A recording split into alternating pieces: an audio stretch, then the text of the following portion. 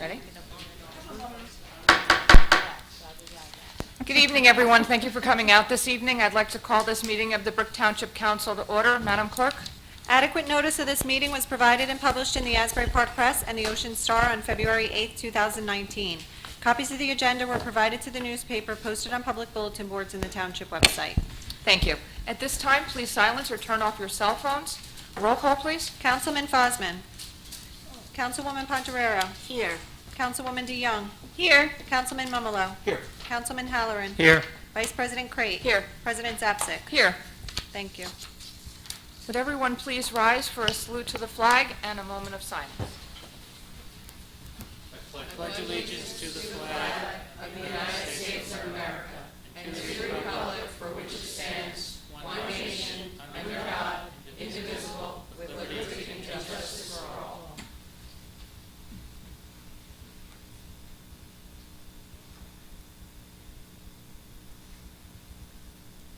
Thank you. Madam Clerk, would you please accept and file the reports of the municipal officers? Yes, I will. Thank you.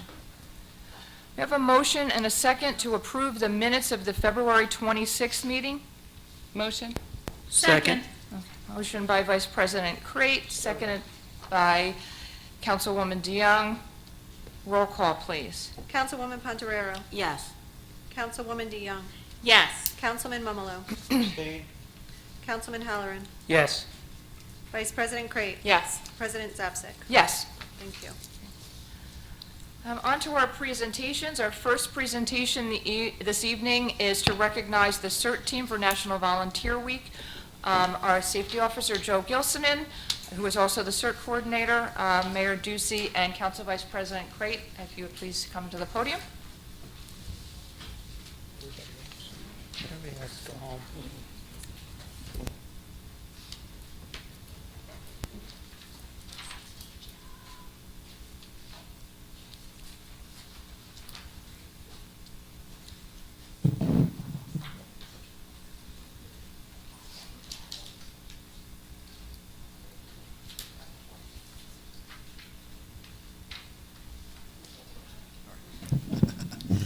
All right. Everybody who's here in the room, take a look in the back. We have all these great people who are back here wearing the green polo shirts, and that is our CERT team. And they do such a great job volunteering every single day. This week, go ahead. We're going to call them up as they come up, but this is Volunteer Week. So at Volunteer Week, we always we pick a group in order to recognize for Volunteer Week, and then we have them say a few words about their organization so that they can get more volunteers to help us, to help the town out and the community out as a whole. So whereas every day volunteers make a difference in Brick Township by selflessly giving their time to make our community a better, safer, and friendlier place for all. Since 1974, our nation honors the estimated 78 million citizens who volunteer their time by observing National Volunteer Week. This year's theme is Engage at Every Age. Brick Township's volunteers fight fires, assist our police department, help at our senior outreach services office, work with the Boy Scouts and Girl Scouts, coach our young athletes, clean beaches, help in our schools, raise money for civic organizations, and much, much more.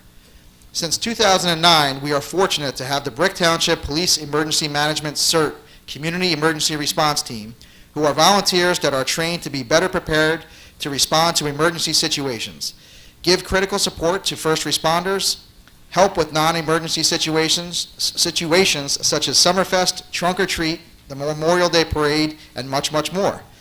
To date, there have been over 120 CERT members trained, and currently we have 30 active members.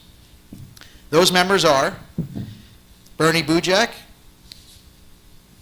Doug Chase, Tyler Connolly, Elizabeth Contreras, Judith Conway, Catherine Deal, Nancy DiMatteo, Phil Donahue, Diane Eaton, Robert Ferraro, Al Fasano, Susan Fimiani, Victor Finnemore, Ryan Griffin, Judith Romoko, Michael Romoko, Joseph Jackson, Bruce Miller, Florence Oakes, Michelle Petrosino, Jamie Prioli, Steve Prioli, Bruce Rimmer, Rhonda Rimmer,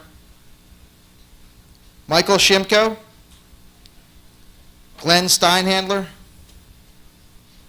Susan Stevenson, Joy Witt, and Tom Sidursky.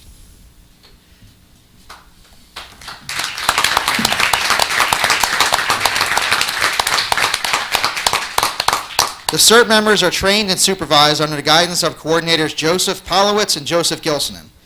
I, John G. Ducey, the mayor of the Township of Brick in the County of Ocean and the state of New Jersey, do hereby proclaim the week of April 7th through April 13th, 2019 to be Volunteer Week, and I want to thank each and every member of the CERT team for all the dedication that you give to our township, every single event and emergency. Thank you.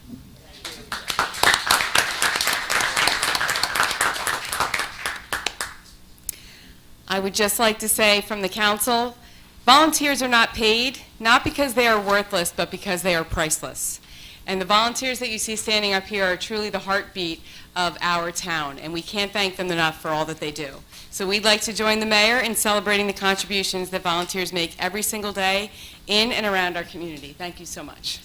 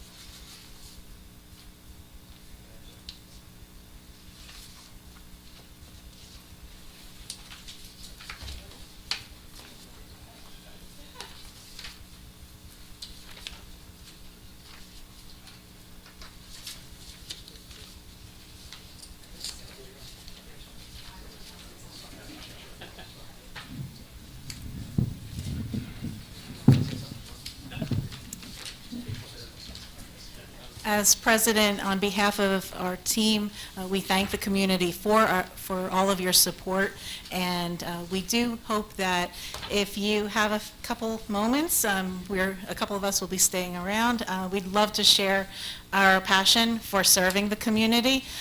We can tell you a little bit more about what the CERT team does, how we serve on a regular basis, as well as during times of disaster. It's our way of giving back to the community.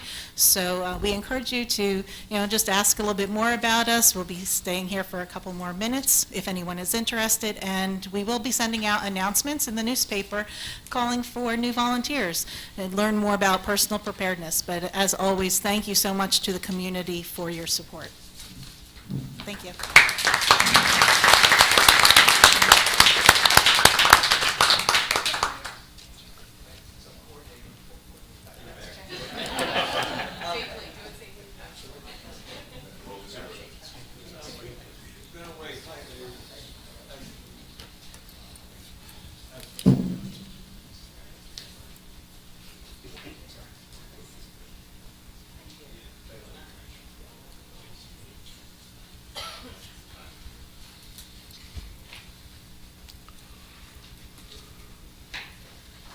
Our next presentation will be National Public Safety Telecommuters Week. I'd like to invite up Sergeant Kinney and Deputy Chief Ling to join the Mayor and Council Vice President Crate at the podium, and any of our dispatchers that are here tonight to please come forward.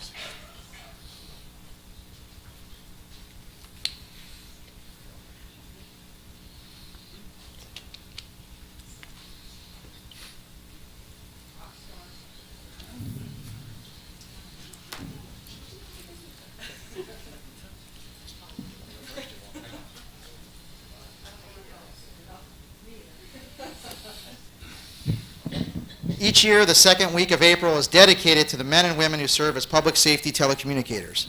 Established in 1981, National Public Safety Telecommunications Week is a time to celebrate and thank those who dedicate their lives in this capacity. Emergencies can occur at any time of the day and night that require police, fire, or emergency medical services. Dispatchers and other public safety telecommunicators represent a vital link between the public and the first responders, who are dependent upon the accuracy of information obtained by the telecommunicators from the calls received from citizens. Our public safety telecommunicators provide consistent excellence in customer service with the shared goal of protecting life and property, while also maintaining the highest level of professionalism, even under the most extreme circumstances.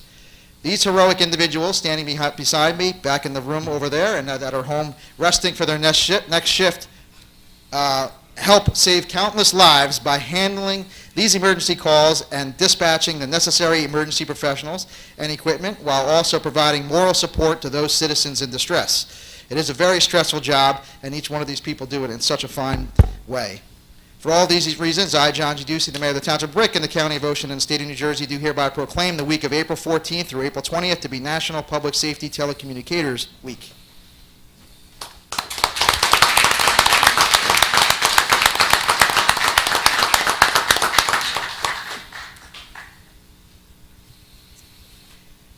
Public safety telecommunications are the first and most critical contact our citizens have with emergency services.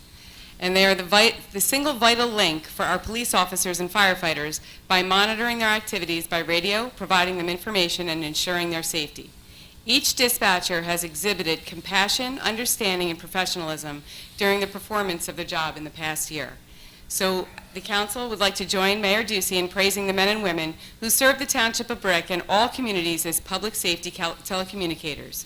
We urge all residents to give thanks for the individuals who serve on the very first line among first responders. So thank you to all of you.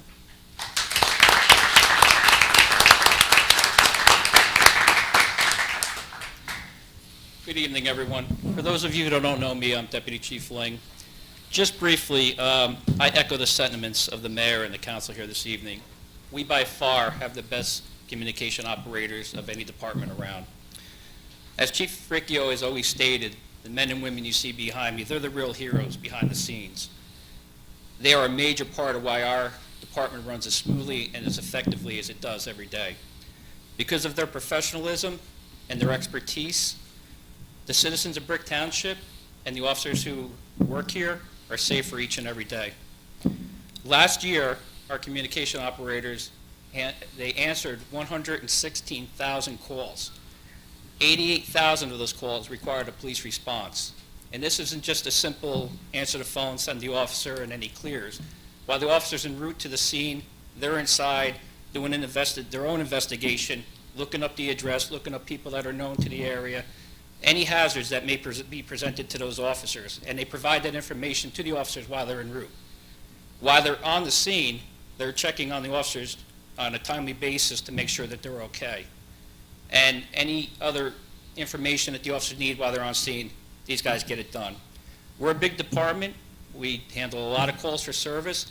One of their greatest assets is they're able to multitask, and nobody does it better than these guys behind me. It is truly a partnership that we have with them. So on behalf of the officers of the Brick Township Police Department, I just want to thank them for their outstanding job that they do every day. Keep up the great work.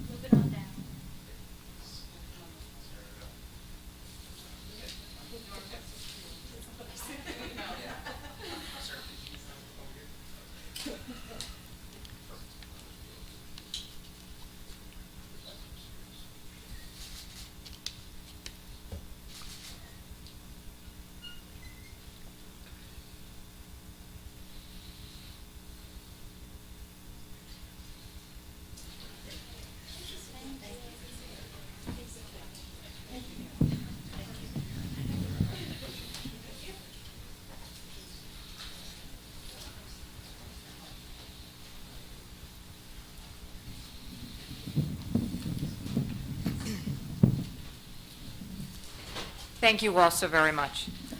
At this time, we're going to move on to our budget presentations. The first two we have this evening, Tara Paxton for land use and Chris Romano for zoning.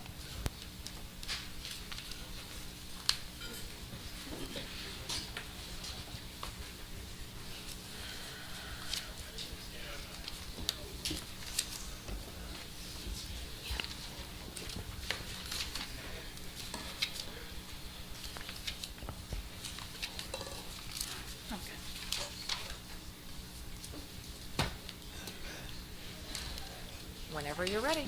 Okay. Thank you, Mayor Ducey, Council President Zabzik, and the entire governing body, as well as our Business Administrator, Joanne Bergen, for giving me this opportunity to present the budget for the Division of Land Use. On behalf of our employees, we thank you all for the support and the assistance that you give us throughout the year. The Division of Land Use consists of the Planning Board, Zoning Office. Chris Romano is the zoning officer sitting to my right, GIS mapping, grant management, and general land use planning. I'm going to run down through each one of those offices just to give you an overview of what we do every day. The Planning Board acts on development applications involved in the subdivision of land and site plans for permitted uses in the township. The board secretary processes applications from beginning to end, when an applicant makes an application to when we turn it over to the engineering and construction department for permitting. The board secretary possesses the board The board heard and approved 14 cases in 2018, collected $20,250 in application fees, and $43,350 in escrow fees. We have one secretary that manages both boards on a full-time basis with a part-time assistant. The zoning board, who has the same secretary with the part-time assistant, can also act on applications involving subdivisions and site plans, but these are different because they are on variances that involve individual residential undersized lots or proposed structures that don't meet the height or setback requirements. So for fences, decks, sheds, pools, things like that. The zoning board also hears matters involved in uses that are not permitted in a particular zone. So that's where someone proposes a house in a commercial zone or a commercial use in a residential zone. In 2018, the board heard 45 cases, approved 42, denied 3, 1 withdrew, and many are yet to be decided. The board collected $31,975 in application fees and $59,375 in escrow fees. Our GIS office has one specialist who works closely with the Brick Township Municipal Utilities Authority and the township's consulting surveyors to update our computer mapping and tax maps. He also makes annual revisions and creates maps for various departments, such as police, recreation, engineering, and works closely with the mapping needs of our land use department and administration as well. Our GIS specialist created all of the flood hazard open space mapping and spreadsheets that were submitted to FEMA for when we became certified under the community rating system and approval. This year, our GIS staff assisted in the township's effort to change the policy at the national level for the CRS crediting system by assisting us in demonstrating the historic transfer of property from the township to the federal U.S. Department of the Interior. These preserved lands were once owned by the township and discounted from the amount of open space preservation that we are allowed to count in our flood zone designations. Because we were able to demonstrate this geographical area and the transfer of lands, we were able to change the federal policy to include these acres that are in the special flood hazard area in our overall preserved lands calculation, which puts us further into the point system and securing our 20% discount for all insurance holders in the special flood hazard area. In addition, the GIS staff assisted in creating digital community development block grant forms, the creation of the program webpage on the township website, and updates the official zoning maps. The planning division, or planning office, is me, alone now. Michael Fowler retired. And I serve as the professional to both the zoning and planning boards, providing reports and attending all the meetings. I manage the land use division, serve on various township committees, prepare the master plan, redevelopment plans, affordable housing plan, update land use ordinances, manage and coordinate most township grants, deal regularly with the community development program and the community development, and manage the administration of the township CDBG program. The in-house administration of the Community Development Block Grant Program results in a combination of savings to the township and an increase of the availability of funds to the public close to $100,000 annually. We manage the program in-house with 2 staff clerks, namely the Housing Rehabilitation Program and the Public Services Program. The Public Services Program is the grants that we give out at the end of the year for groups like ARC, Meals on Wheels, Dottie's House, programs like that. We awarded $44,400 in public service grants in 2018, and we are in the midst of completing 2 large infrastructure construction projects with CDBG funds, the Disabled American Veterans Building ADA Improvement Project, and Lions Head Boulevard South, which we utilized 100% Community Development Block Grant funds to complete. In addition, housing rehabilitation projects for single-family homes continued to be administered by the township, and 2 outside agencies, totaling nearly 65 projects we've completed to date, renovating homes and bringing them up to code under the CDBG grant program. The Land Use Division continues to work hand in hand with the Division of Engineering and Building to ensure that the township's continued participation in the community rating system that I discussed earlier. We entered into the CRS program at a Class 6, which was hard to maintain, but we are doing well in our achievement. The result of the Class 6 is a 20% savings on eligible flood insurance policies for Brick residents. We received annual recertification in October. FEMA had estimated the annual savings on the flood insurance for Brick's participating property owners at a little over $670,000 annually is saved by participating in this program. The land use staff manages a number of reports, studies, and activities that are necessary to accomplish this annually, maintaining active status in the CRS program, including the Floodplain Management Planning Committee and the annual review of this plan. We also worked on the adoption of the Master Plan Reexamination Report with the Planning Board that resulted in the rezoning of many areas of the township this past year, and the creation of a new zone called the Village Zone that permits both commercial and residential uses on one site.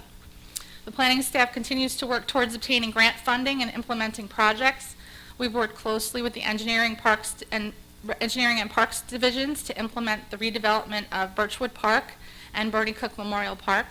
We applied to the Green Acres program for continued funding under the Multi-Park Project grant to improve Bayside Park in the next coming grant cycle. And working with the Brick Police Department, we closed out on the body-worn camera grant in the amount of $112,500, and we were just recently awarded $469,000 pass-through grant from the School Violence Prevention Program from the United States Department of Justice that we will be administering for the installation of security cameras in all the schools in the township.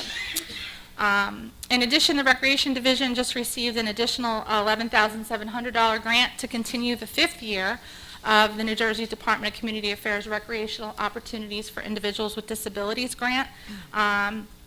We continue to assist with the Finance Office and other departments in the writing and administration of their grant programs. With regard to our staff, we saw the retirement of our longtime planner, Michael Fowler, in November of 2018 after 25 years of exemplary service, and our zoning officer, Sean Knievi, of 39 years of exemplary service. We now have 6 full-time employees and 1 seasonal with 11 planning board members and 9 zoning board members. The land use budget for salary and wages decreased for our 2019 budget by 11%. The requested overtime budget of $12,000 is $5,000 less than last year, which did cover costs associated with my attendance and the zoning officer's attendance at the board meetings and the occasional after-hours work. since I was promoted to division head, I no longer am eligible for overtime, so that it is the realization of the reduction of the overtime. And our operating budget, we requested an increase from $20,000 in 2018 to $20,050. In 2019, we will continue to facilitate an increase in professional training for employees in land use and zoning courses offered by Rutgers for their certification. And since the division has lost these two longtime knowledgeable employees, our staff has really stepped up, and they've requested to be cross-trained so that they can fill in when we have absences or planned vacations, or we're just really busy downstairs in the department when we have a lot of residents coming in to ask for assistance. So we've increased the professional services line item modestly to provide that training to them. And we also increased that line item for FEMA CRS recertification activities, master plan updates, and in concert with the engineering division, we are looking to update our stormwater management elements and plans this year. The other budgeted items primarily cover attendance at required trainings, dues, and printing supplies. Thank you.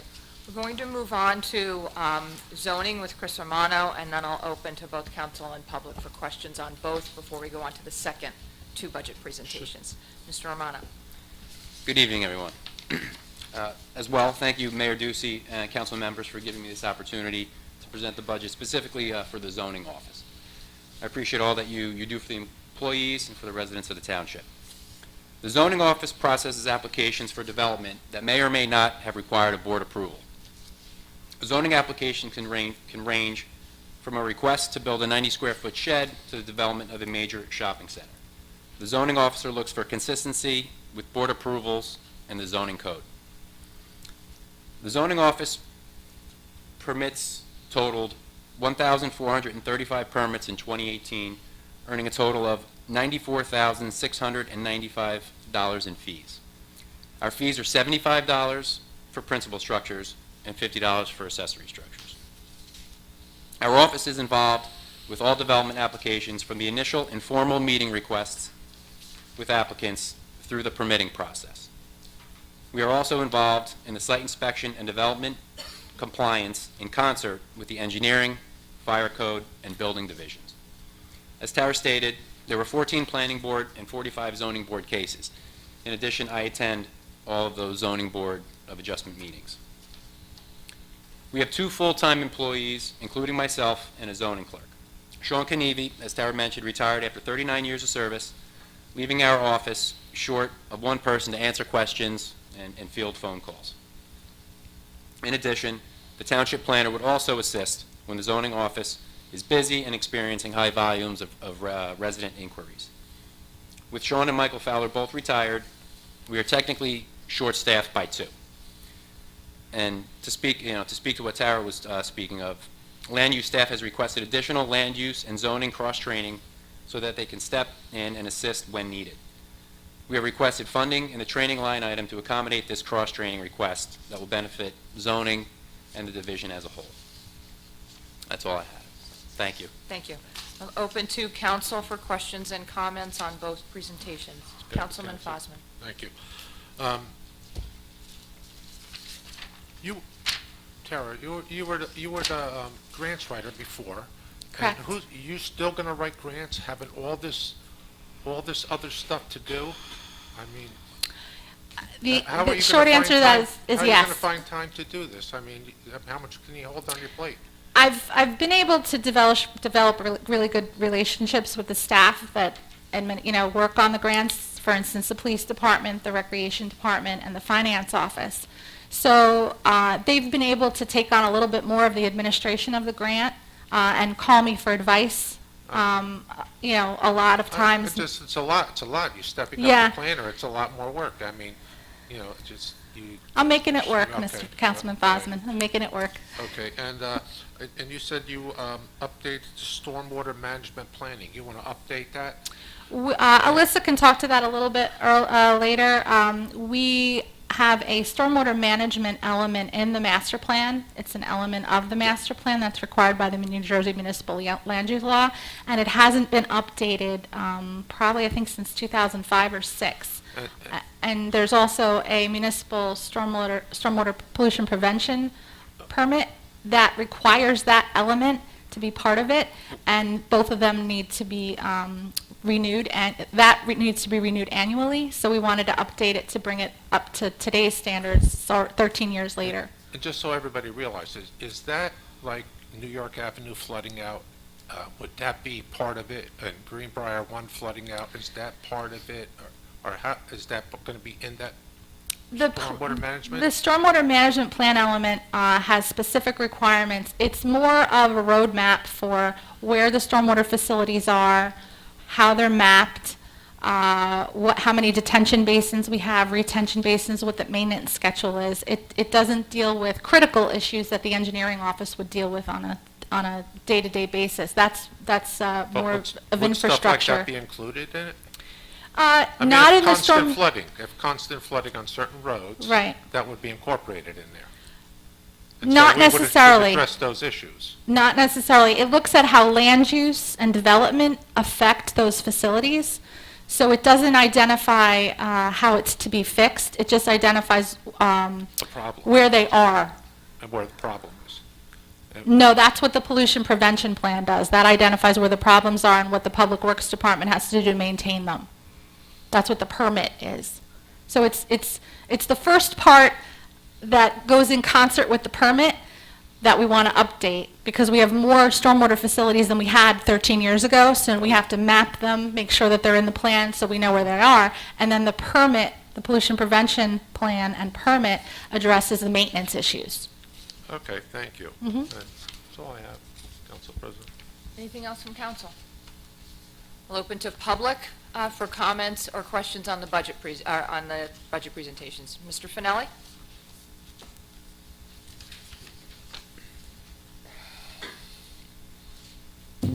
Vic Finelli, 2 quick questions for Tara. What is an escrow fee? Oh, okay. So when an application is made to the planning board or the zoning board of, I'm sorry for my back. That's all right. The planning board or the zoning board of adjustment, they're required to make an application fee, which that's for the administration of it. And then an escrow fee is a dollar amount that's put in based on what the application is for, that the planning board or zoning board engineer and planner bill into for the time that they spend on reviewing the application, so that the taxpayers don't pay the professionals for the township to work on behalf of reviewing a developer's application. The developer pays for that. So what is it, a percentage of the escrow account? or- It's based on our hourly fee. Okay, thank you. And just a question on the $469,000 pass-through grant. Is that a matching grant or a total? Yes, there's a 25% match required that the Board of Education is satisfying. So it's 25% of 469? Correct.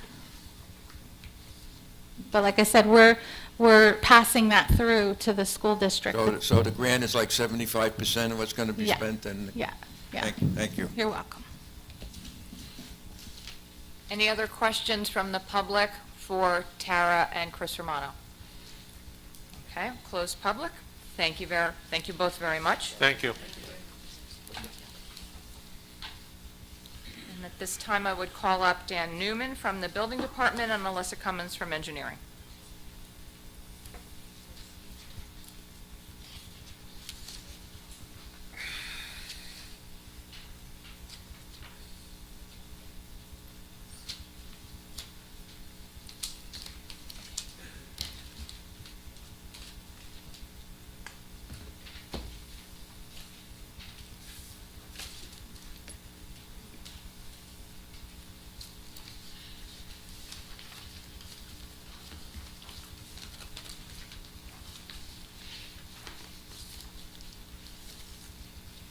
Whenever you are ready, Mr. Newman. Yes, thank you, Mayor Ducey, Council President Zapsik, Council Vice President Crate, council members. I will be reporting tonight on the budget request for the Division of Inspections.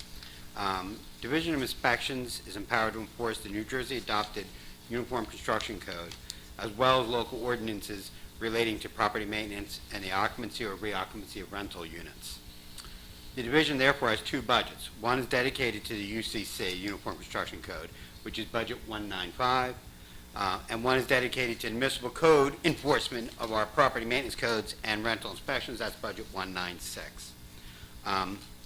Beginning with 195,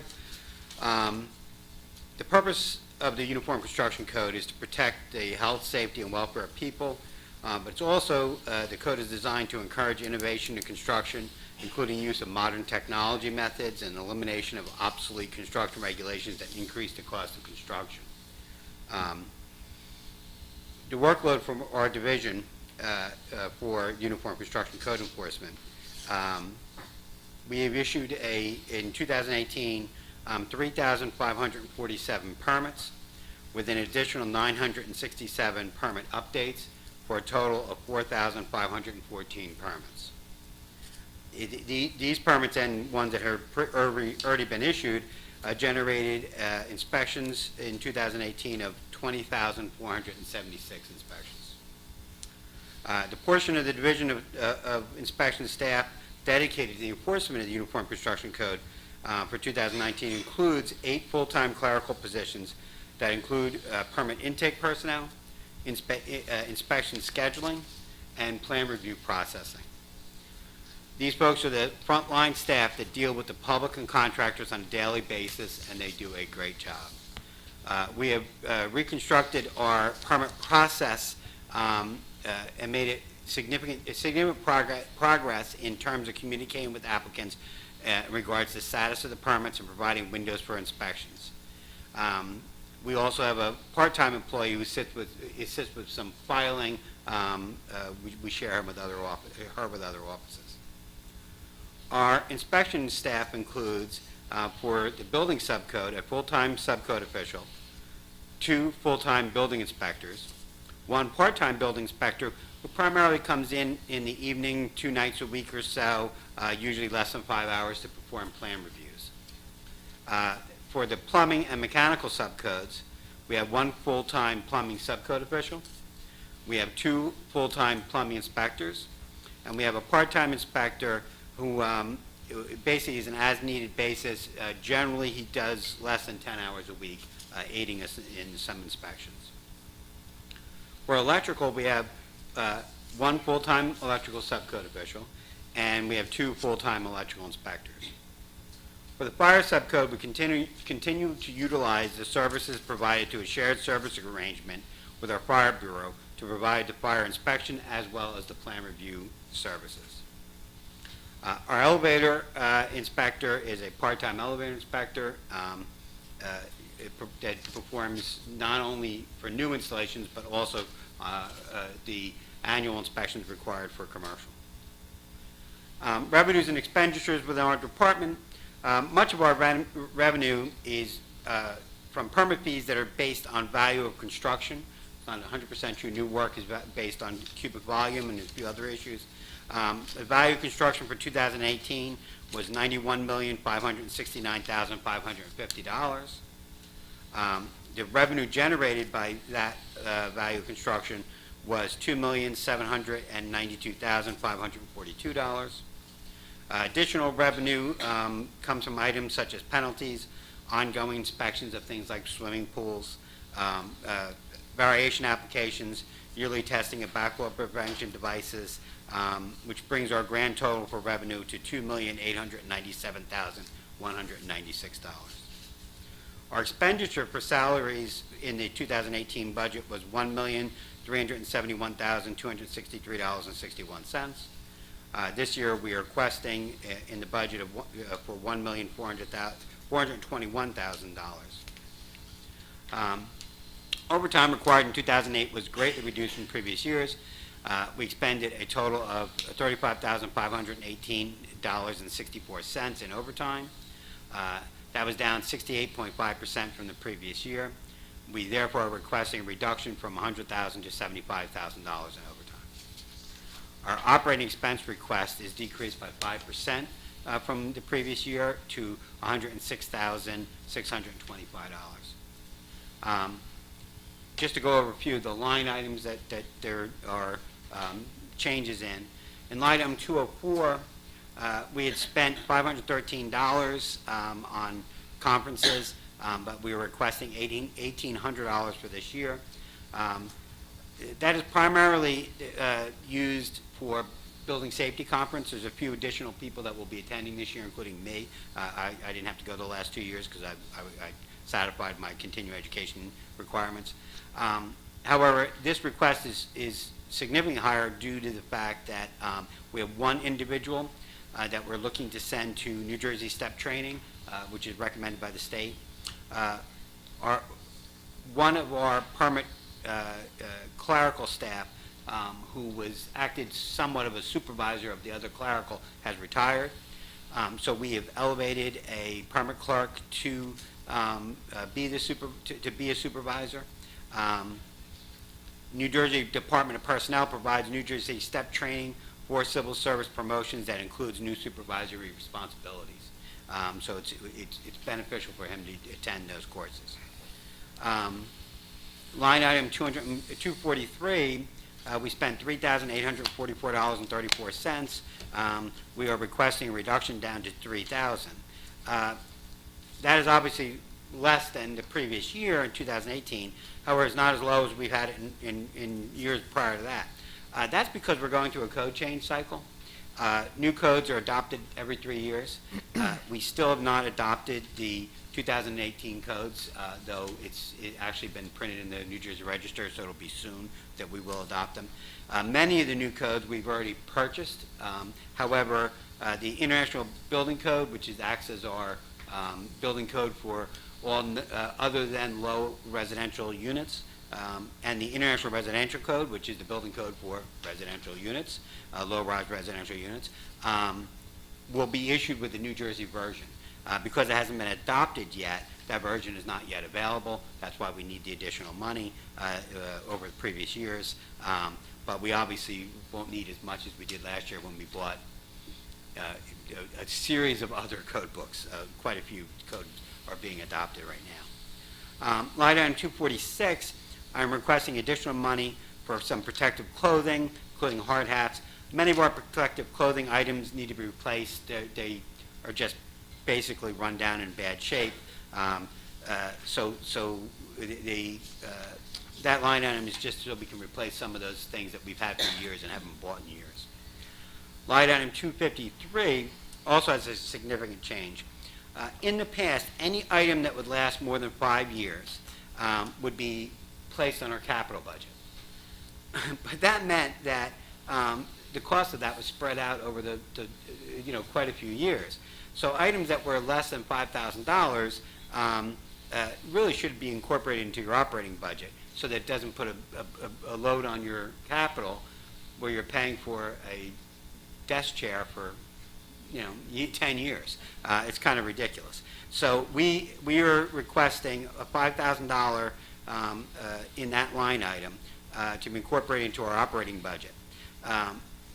This item is going to be used primarily for the replacement of 4 office chairs that are in bad shape, a dilapidated filing cabinet, which is there's some safety issues on it that are broken that need to be either fixed or replaced, and an old storage cabinet that the handles are broken, which it's been there longer than me, and I've been here around a long time, so it's an old storage cabinet.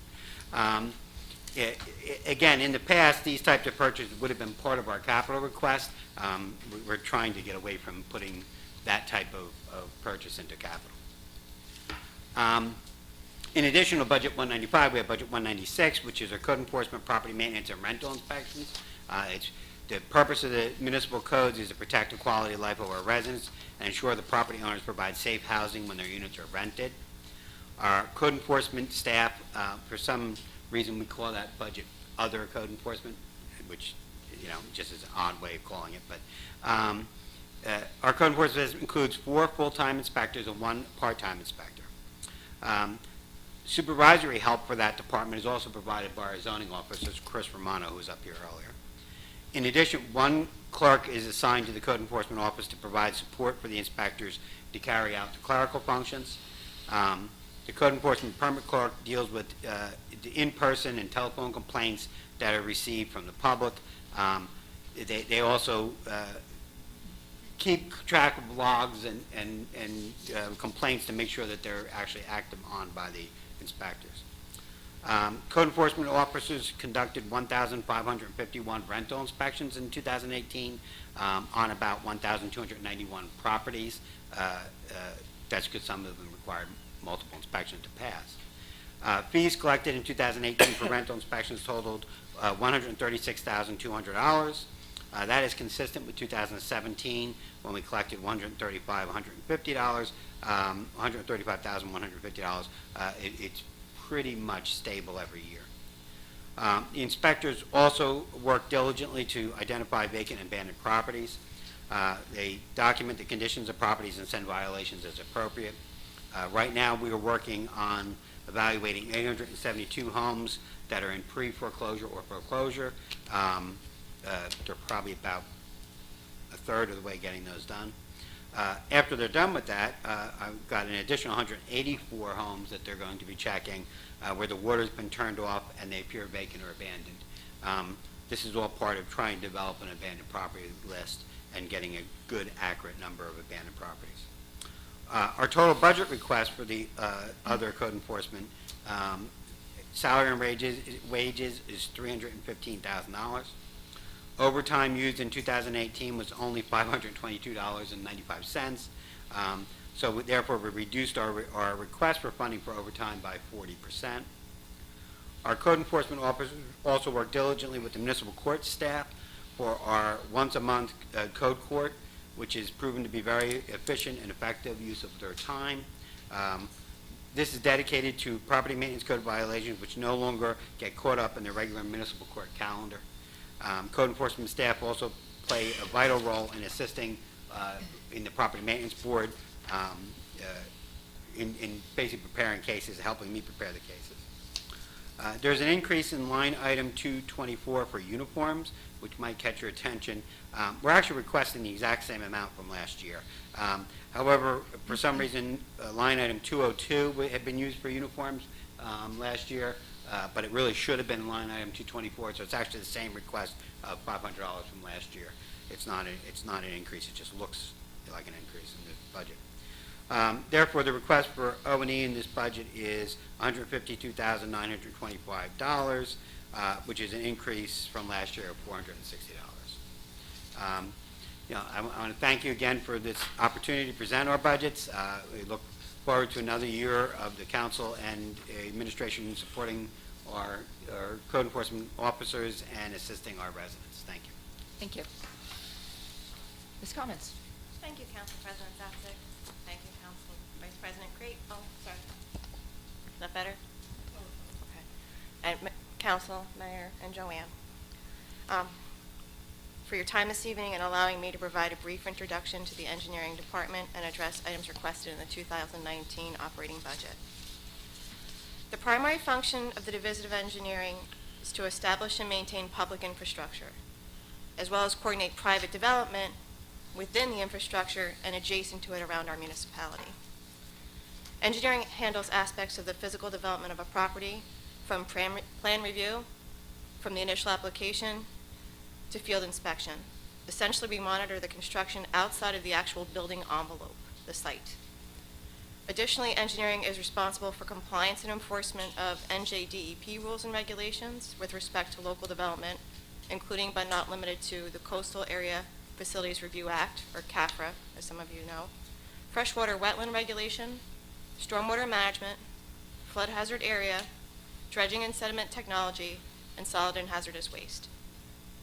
The township engineer is also the designated floodplain manager responsible for compliance with the rules and requirements of the National Flood Insurance Program. Based on how well we comply with DEP regulations and guidelines, our citizens are provided a discount on their flood insurance premiums. Brick Township Community Rating System is currently at a Class 6, which provides us a 20% discount to those insured through the NFIP. And if I could tote along on Ms. Paxton, I think she said that was upwards of around $600,000 annually. Engineering also has an enforcement aspect in the division. It involves the interaction, we may issue violations, notices, and sometimes even summonses to those in violation of the Township Code Section 168, Engineering Permits and Standards, 196, Flood Damage Prevention, and Section 245, Subdivision and Land Development. Most of our day-to-day operation in the division involves interaction with public, including homeowners or business people, sometimes contractors or licensed professionals. Our greatest efforts and goals moving into 2019 include maintaining our status as a Class 6 within the CRS rating system for discount for flood insurance premiums to our residents, assisting residents who are continuing to recover from Sandy, and those residents who are just finding out now that they are scheduled to be newly remapped into flood zones, maximizing capital funds available to us at the greatest extent practical in order to complete necessary repairs and perform preventative maintenance to the township's infrastructure, develop a township-wide dredge material master plan, and utilize our permit project software to improve efficiency and minimize delay. Our operations currently employ 5 full-time employees with 1 vacancy, and we have the ability for 1 seasonal employee. I currently have a road inspector, a senior road inspector, a secretary, a permit clerk, and myself. Engineering salary and wage budgets for 2019 is $295,000. It represents a 23% increase from last year's budget. Previously, as I had mentioned, the department had a full-time inspector whose salary was funded through chargebacks. Most of our inspections are done to escrow accounts or to the permit rider account, and those fees are collected and charged back to the budget. With 1 person retired, and we are interviewing for this position, but we, however, need to allocate the full cost of the salary and wage in the budget because we cannot determine what the chargebacks will be.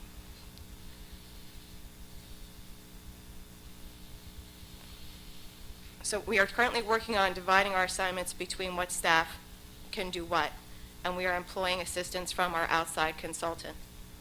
But at this point, we cannot identify with certainty how many chargebacks will be accountable for this year, so we have the need for the salary and wage budget to be included in the full-time hire.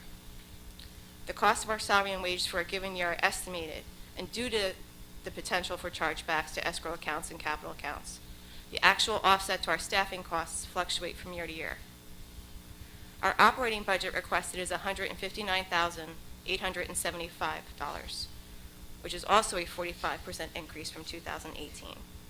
This is largely due to the need to temporarily outsource responsibilities until such time that our vacancy can be filled. Additionally, the actual costs of the various membership dues associated with staff licenses and certifications, as well as state agency permit fees, have increased. The majority of the engineering budget requested is in line item 207, expert services. This is the money that the department reserves to pay engineers, architects, or professionals for their services that cannot be capitalized, such as stormwater permitting compliance, flood mapping appeals, ADA compliance consultation, general traffic consultations. If these services are not required, the monies are not spent and they remain in the operating budget. Our overtime budget requested for 2019 is $35,000, which is a 12.5% decrease from last year. While a decrease is anticipated, overtime is necessary due to the volume of construction being done in the township and the completion of escrow inspections that are completed outside of normal operating hours. Essentially, we provide inspections as requested by contractors outside of the normal operating hours of the township, provided those overtime hours worked can be charged to an escrow project, or a capital project, or to the engineering rider. These chargebacks to the operating budget are reflected in the annual salary and wage line and not shown as an actual offset on the overtime line item. Our increase requested for the 2019 operating budget reflects the need to outsource tasks until our vacancy can be filled, coupled with a temporary loss of chargebacks from providing these services in-house. General increases in state permitting fees and requirements, and the costs associated with required continuing educational requirements and specific renewals to biannual licenses and certifications that shall be required in 2019. I thank you, Mayor, Council, and Luann for your time. Thank you. Before I open it to council, I have a couple questions for you, Ms. Commons. I understand the concept of chargebacks. You explained it very thoroughly, and Tara touched on it in answer to Mr. Finelli's question. Can you explain how that relates to this vacant position? Like, why would we basically need an increase in salary and wage and an increase in expert services related to the chargebacks? I'm not making that connection. Ken Schaefer was our supervising road inspector, and he was here for 39 years. His time was, by estimate, over 80% chargeable, and his salary and wage was recaptured into the budget by every hour he charged to a job. So in absent of having someone available to do that, I'm outsourcing a lot of it to CME, who's also billing us, but we're paying them as opposed to seeing that money recovered in our budget. And the salary is still available in the salary and wage line item in anticipation of hiring someone to fill the vacancy. So does the ability to charge back on a particular job relate to the skill set of the inspector? Is that factoring into the search? I understand this position's been vacant for several months. Is that a factor? The chargeback rate we use is directly proportional to your salary, which is directly proportional to your skill set. So indirectly, yes. And we make sure that we have the person with the appropriate skill set assigned to the inspection task at hand. Okay, thank you.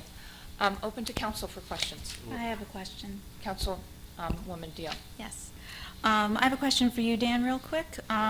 We recently brought in pro champs to help with our abandoned properties list. How is that helping you, not helping you? Because I know they were supposed to get the addresses and the banks, and so we can, find them if they have properties that are in disrepair. Yes, the 872 properties that I referenced are properties that they developed a registration for. They have had some difficulty with getting some of the banks to provide us the addresses. However, in consultation with them, they're rolling out a newer version, an updated version of their software that should help with that.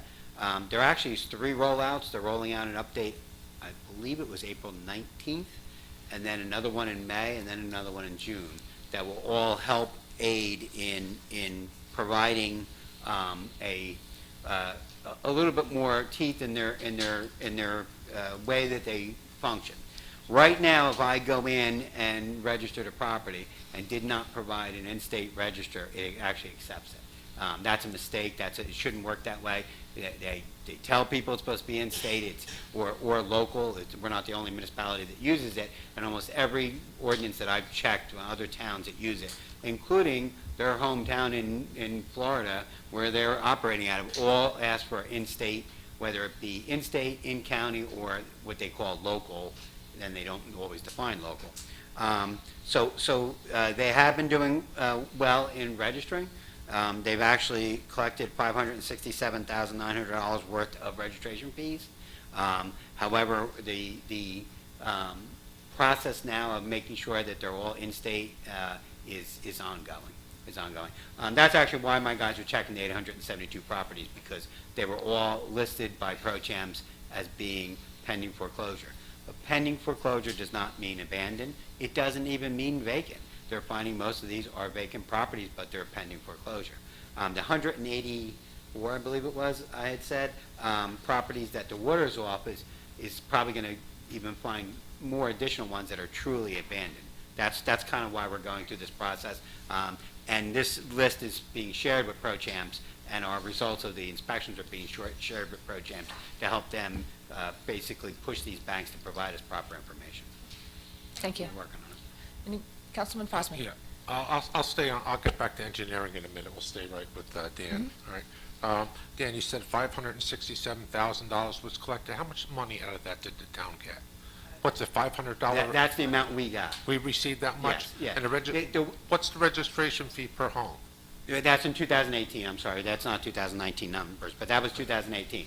The way it works is they pay a fee to ProChams. How much is that fee? Well, it's $500 if they register it properly every 6 months. However, if they're 30 days late, it continues to go up by, I'm sorry, I can't remember if it's $50 or $100. It's kind of a late fee. But if they register it for $500, Pro Champs keeps $100 of that as for their end of it and sends us a check for $400. Okay, and also, is that every 6 months they have to register with the house that's being done by Pro Champs? Yes, the registration is required to be renewed every 6 months, or deregistered, because if the property's sold, anything like that, people are taking them off. So even the 872, I think I checked yesterday, and it was down to 865, something like that. So it fluctuates every day. Some get added on, some come off. It depends on whether they sell, whether the people pay off the foreclosure. So they withdraw the list pendants that's filed with the county. So that number changes every single day. And this is our attempt to get the houses back on the market or being sold, or somebody to move into, to get these houses sold, is what this is Well, attempting to do. it's two-pronged. One is of course, having their registration should encourage them to get them back occupied, make them habitable. Second is also to maintain them. Because one of my problems that I find very frustrating is we have houses that, because of financial issues, people go into foreclosure. They move out. I don't want to use the word abandoned because I don't want to confuse it with a true abandoned property. They moved out. They're no longer maintaining the property. The bank doesn't own it, so you try to use the excuse that they shouldn't be maintaining the property. And you take a house that is habitable and is in relatively decent condition, but it sits empty for a year, 2 years, by time it sells or is up for sale, it's no longer a habitable house. It's no longer being maintained. It's no longer in good condition. And that's just, to me, it's just such a shame. We have some beautiful homes that are just falling into disrepair I that agree. nobody's managing. And the money that comes in, does it go into the operating budget, or does it go into the fees of the building department? No, it goes in the general treasury. General fund. treasury for building, right? No, for the Or- township. I For the don't- township? Yeah. So it goes in the operating budget? Yes, yes. Okay. I noticed here that the money, excuse me one second here. The money the building department did collect was $2,792,000? Yes, that's correct. Yeah, that's correct. And our expenses were $1,371,000. So Right. the extra money that was generated there, that's why you have future inspections? You're collecting the money ahead of time, then you do your inspections? That's why the extra money's there? Yes, but it's a little more complicated than that, because the state of New Jersey requires me to do an annual report that will include a lot more expenses than what's in our operating budget. For instance, they allow me to charge 12% of my operating budget as overhead cost. They calculate in fringe benefits. So we do an annual report every year that has to be filed with the state that breaks it down to a greater degree. I actually just thought I had my annual report with me. I don't. But the annual report would show you that our revenues did exceed our expenditures by a small amount this year, but not by a lot.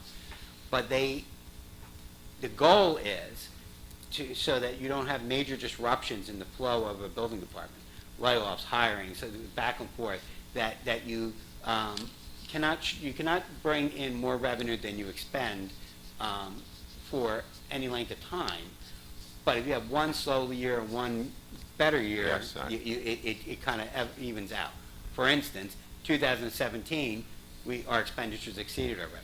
2018, our revenues are exceeding our expenditures, so by a small amount. So it fluctuates back and forth. When you look at the fluctuation of the amount of construction work and the amount of revenues, I keep it in a folder, so I look at it all the time. It fluctuates greatly. I mean, the value of construction, 44 million, 65 million, 50 million, it fluctuates significantly. And it fluctuates sometimes based on specific jobs. 2012, we did $68 million worth of value, $93 million worth of value construction. But $28 million was one job, was a major addition on Brick Hospital. Obviously, our numbers were significantly skewed that year because of that. I also do, it's really an unscientific way of doing it, but I look at all jobs issued for over $1 million. How many jobs did we issue the value of construction was over $1 million? In 2017, we had 5. And the one of them, which was 1.1 million, was exempt because it was Brick High School roof job. However, this year we had 10 jobs that were over $1 million, including a $3.9 million senior living facility on Jack Martin. So again, my value of construction is a little higher this year than it will normally be, because we're not going to build a senior assisted living community every year. So the numbers just fluctuate wildly. Okay, I have one question. It's not on your papers here. It's in the bill resolution, real quick. I noticed we handed back to all county bunch of siding permits, the money back. We don't charge for that, or what happened with that? It's really simple. Right now, under the law, if you do siding on a single-family house, it's fee exempt. There is no fee, there is no permit. But if you do it on a multi-family dwelling, like a condo, there's a fee. So when they go into a multi-family place, each building has to have its own permit. So I actually don't remember, it was 4 or 5 buildings that they needed a permit for. So when you submit the permit application, you put the value of construction on each permit application.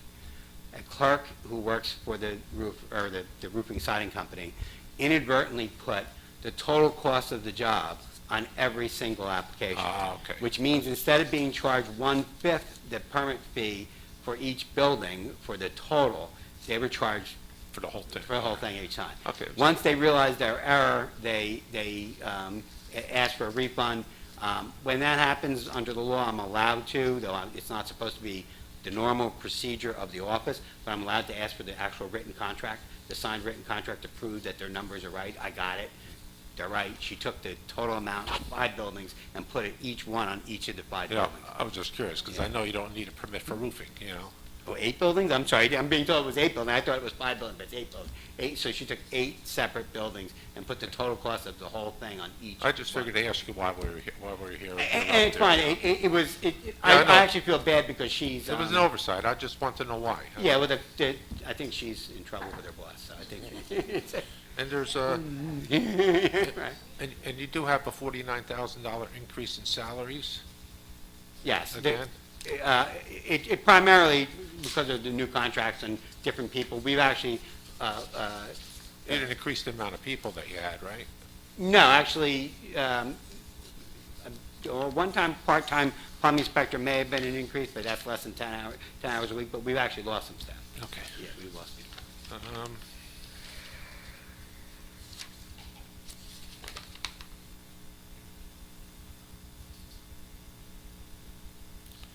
That's all I have. I'll do engineering now. Thank you. Thank you, Mr. Newman. I really appreciate it. Get back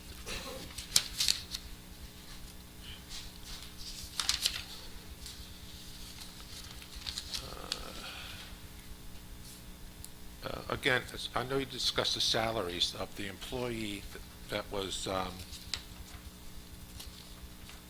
that left, and he was on a per diem, or he was on a, where is it here?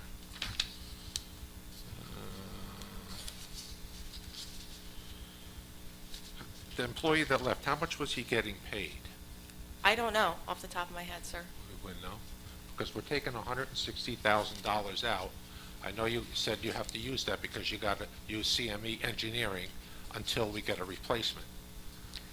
My goal has been to increase what we can do in-house without increasing staff every year. And if you look at the line item year to year, salary and wage typically decreases every year by the more we learn to charge back and do ourselves. And that is my goal going forward. I've just lost a key component of the staff in completing that. Yeah, yeah, it was good. What does CME charge? Does they charge by the hour per job? Or in other words, if we don't get somebody in a short amount of time, we already went by, how many, 3 months so far when CME is getting paid? Fortunately, they're the slow 3 months. We had December, which is Christmas. We had January and February and March, which typically there's not a lot of outside construction going on. So that was fortunate for me, but I am nervous with the weather improving. Yes, I'd rather have you hire somebody than pay CME a higher amount of fee during that time. To be fair, they charge the same chargeback accounts we do. We just don't recover the money. Want to recover the money.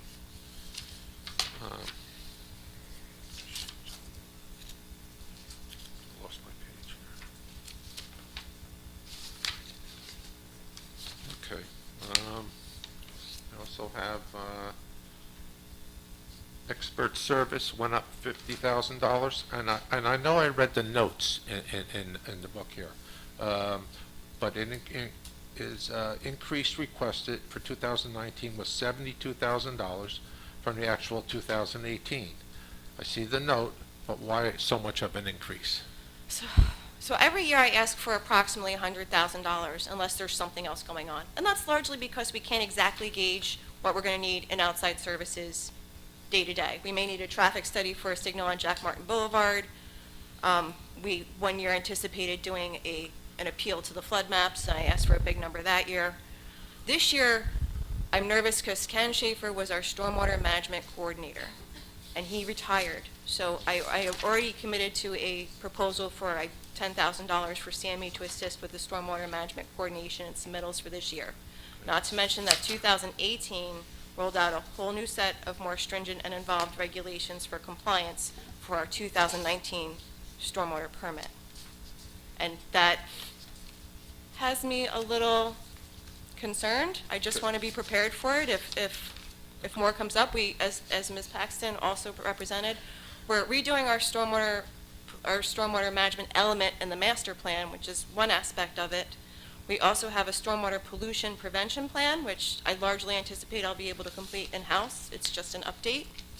And then we have a requirement for a stormwater spill prevention plan, which is largely what do we do if we have a spill on the road at DPW, at parks and material to maintain and make sure our stormwater is not contaminated.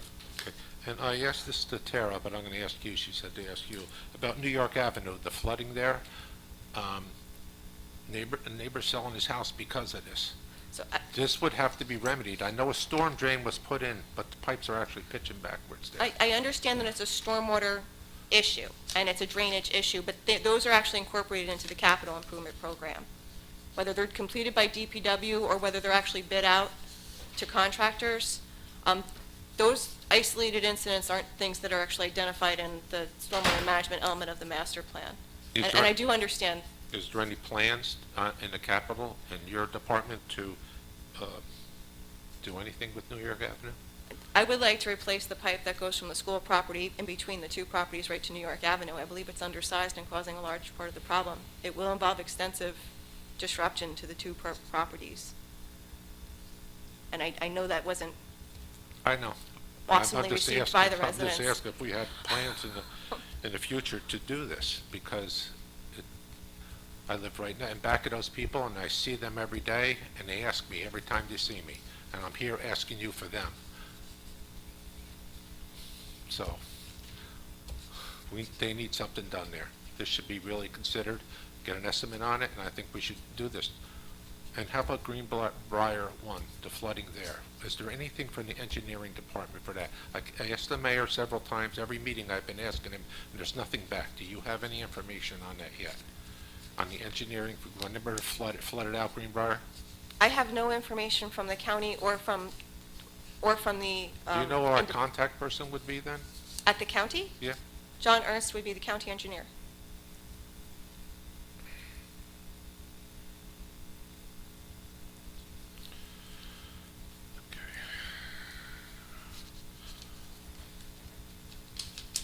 Bear with me here.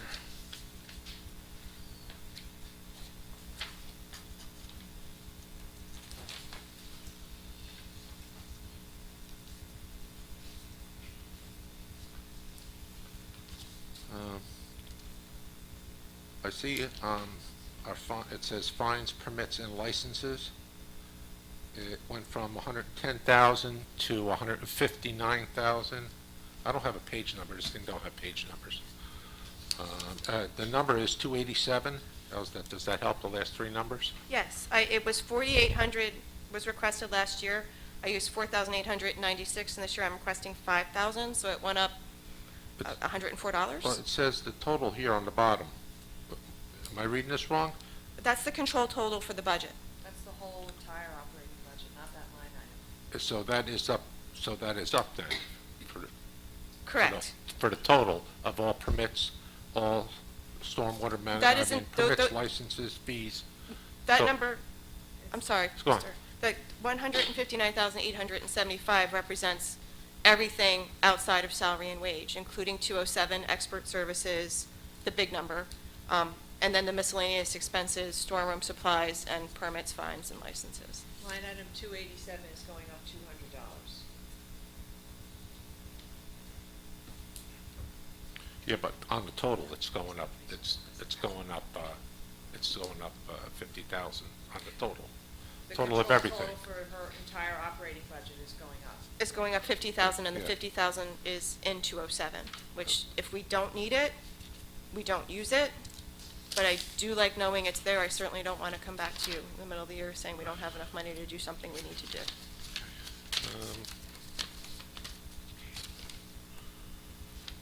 That's all I have. Thank you very much. Thank you. Anyone else from council? Closed council, open to the public for questions or comments on Mr. Sluka.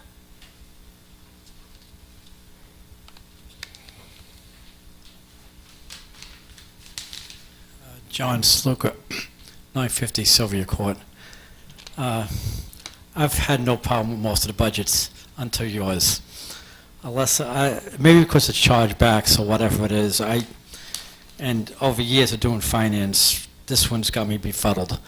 You have, what I'm looking at anyhow, and I could be reading it wrong, money being charged or asked for in order to be able to pay, who is it, CMA or whoever it is, for a particular thing because we have an open position. But you also have the open position salary being paid for in the same budget. You can only have one or the other. If we have an open position, you have to pay them. If you have an employee, we don't have the open position. Why do we have both of them in the budget? I can sort of answer that. Go ahead.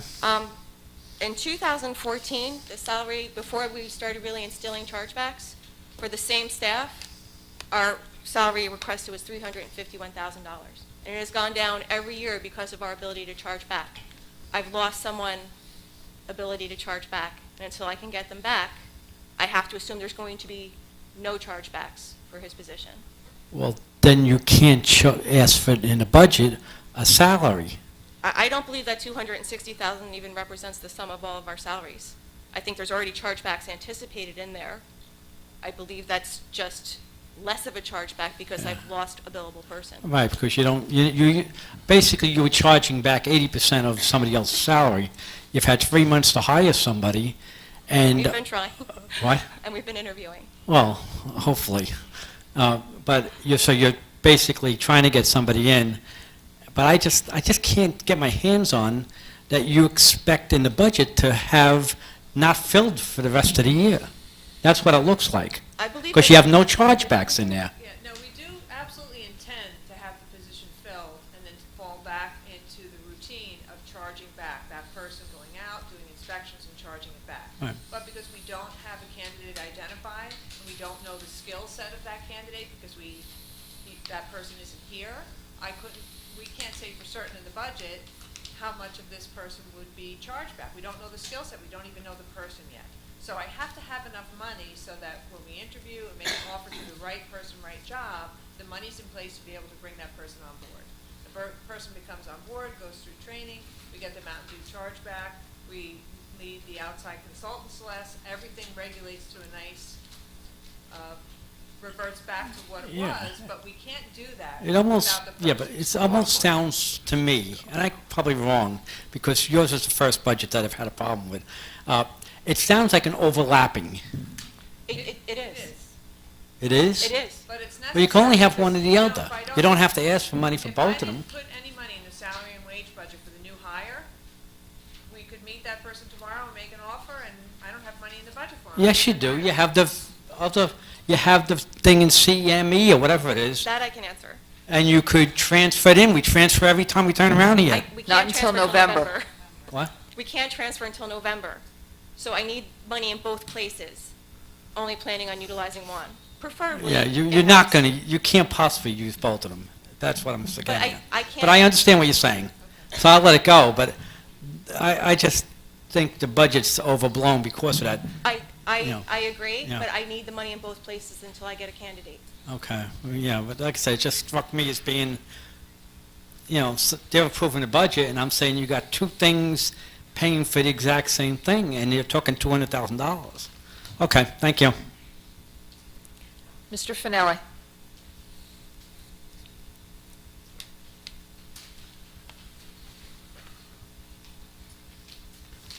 I have a question for Alyssa, has nothing to do with salaries. She caught me in the hallway yesterday and explained the whole thing, so. Developing a township-wide dredge material management master plan, could you Yes, sir. explain what that is? Yes, it's a good question. Yes, it is. Thank you, Mr. Finelli. Some towns have one already. Smaller towns, really, Middle Township, Ocean City, where they have gotten, for the entire waterfront of their municipality, established dredge depths, permits, areas where material can be taken to either dewater or just do direct disposal at a location. And it has enabled those municipalities, under their permit, to offer residences, even marinas, businesses, to come in just to town and get a township dredge permit. And all of your DEP and Army Corps engineering permitting is already taken over. And we just, I assign a township inspector to go out and make sure you're doing things in compliance with our permit.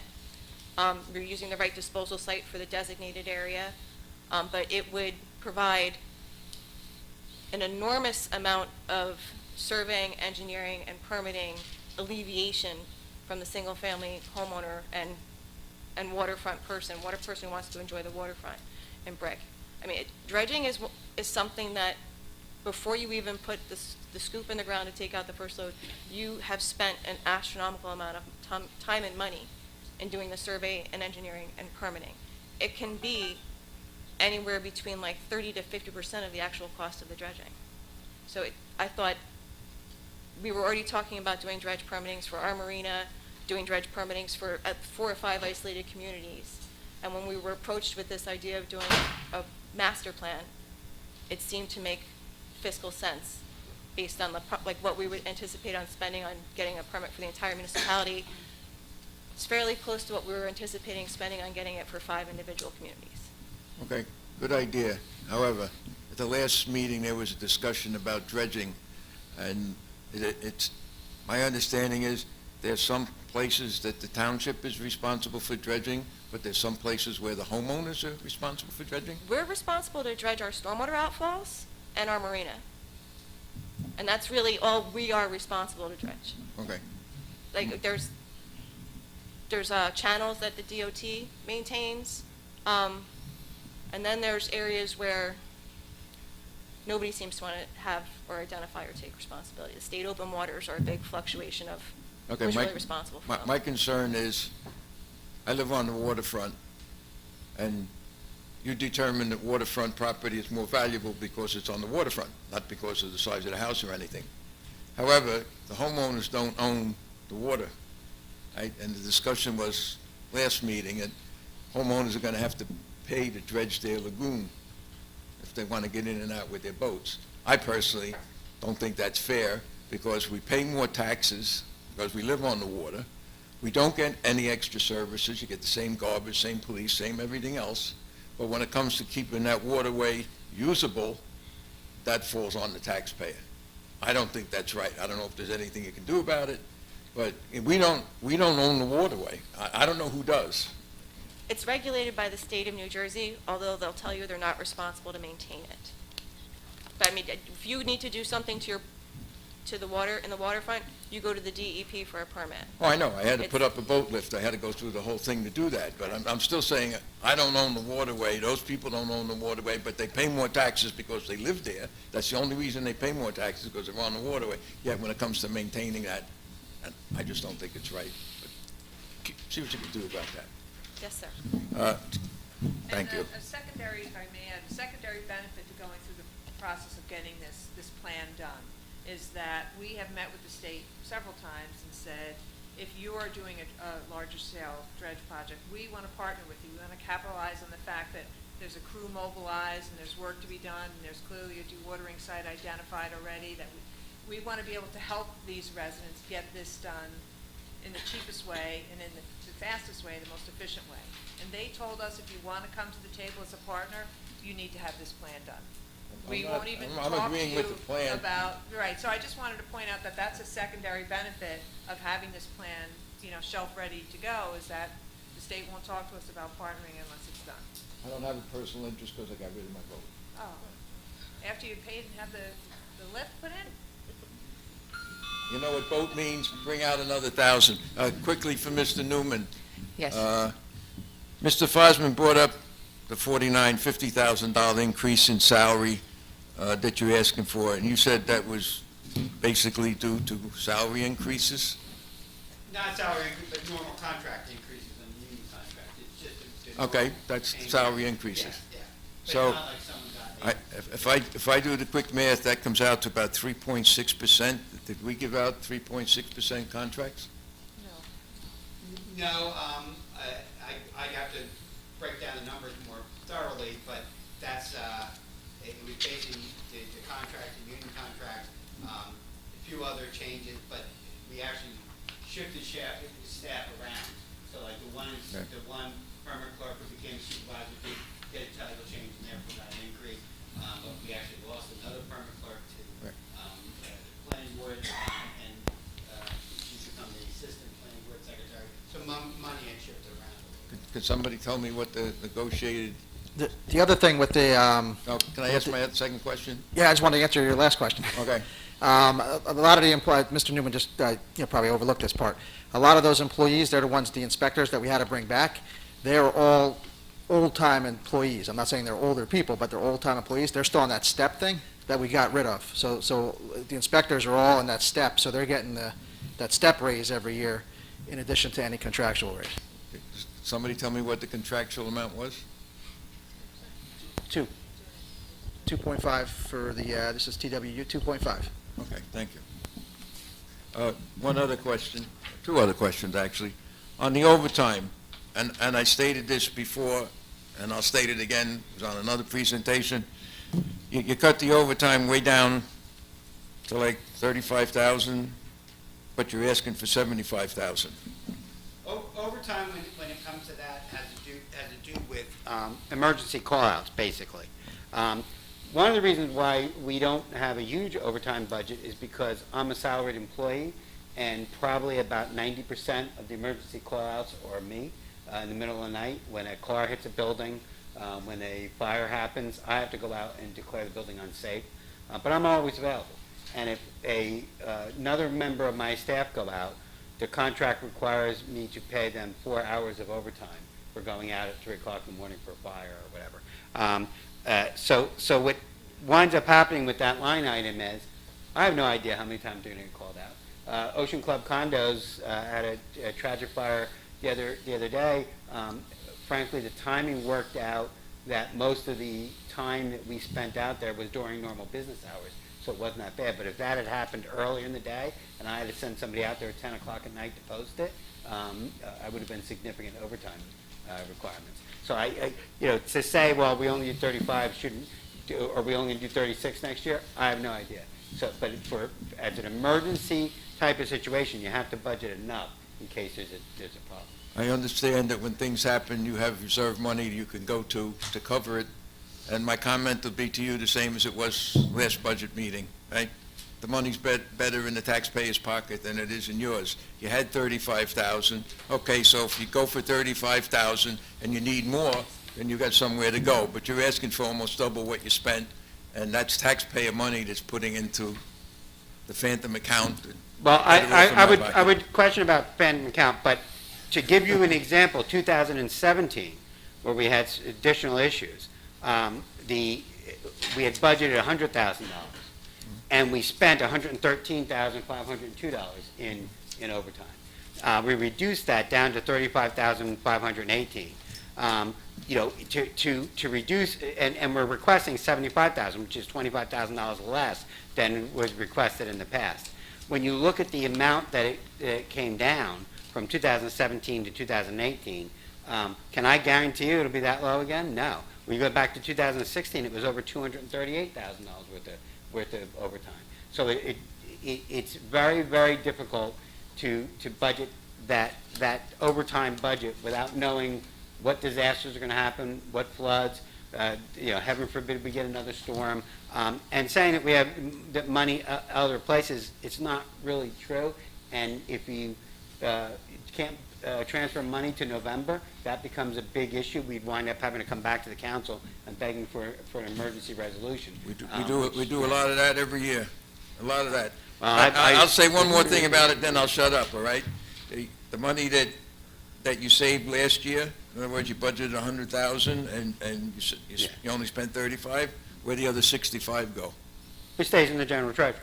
Yeah. I mean, it's not like I could take it and move it and spend it somewhere else. And It's if every not that department does that, you've got a lot of money sitting there.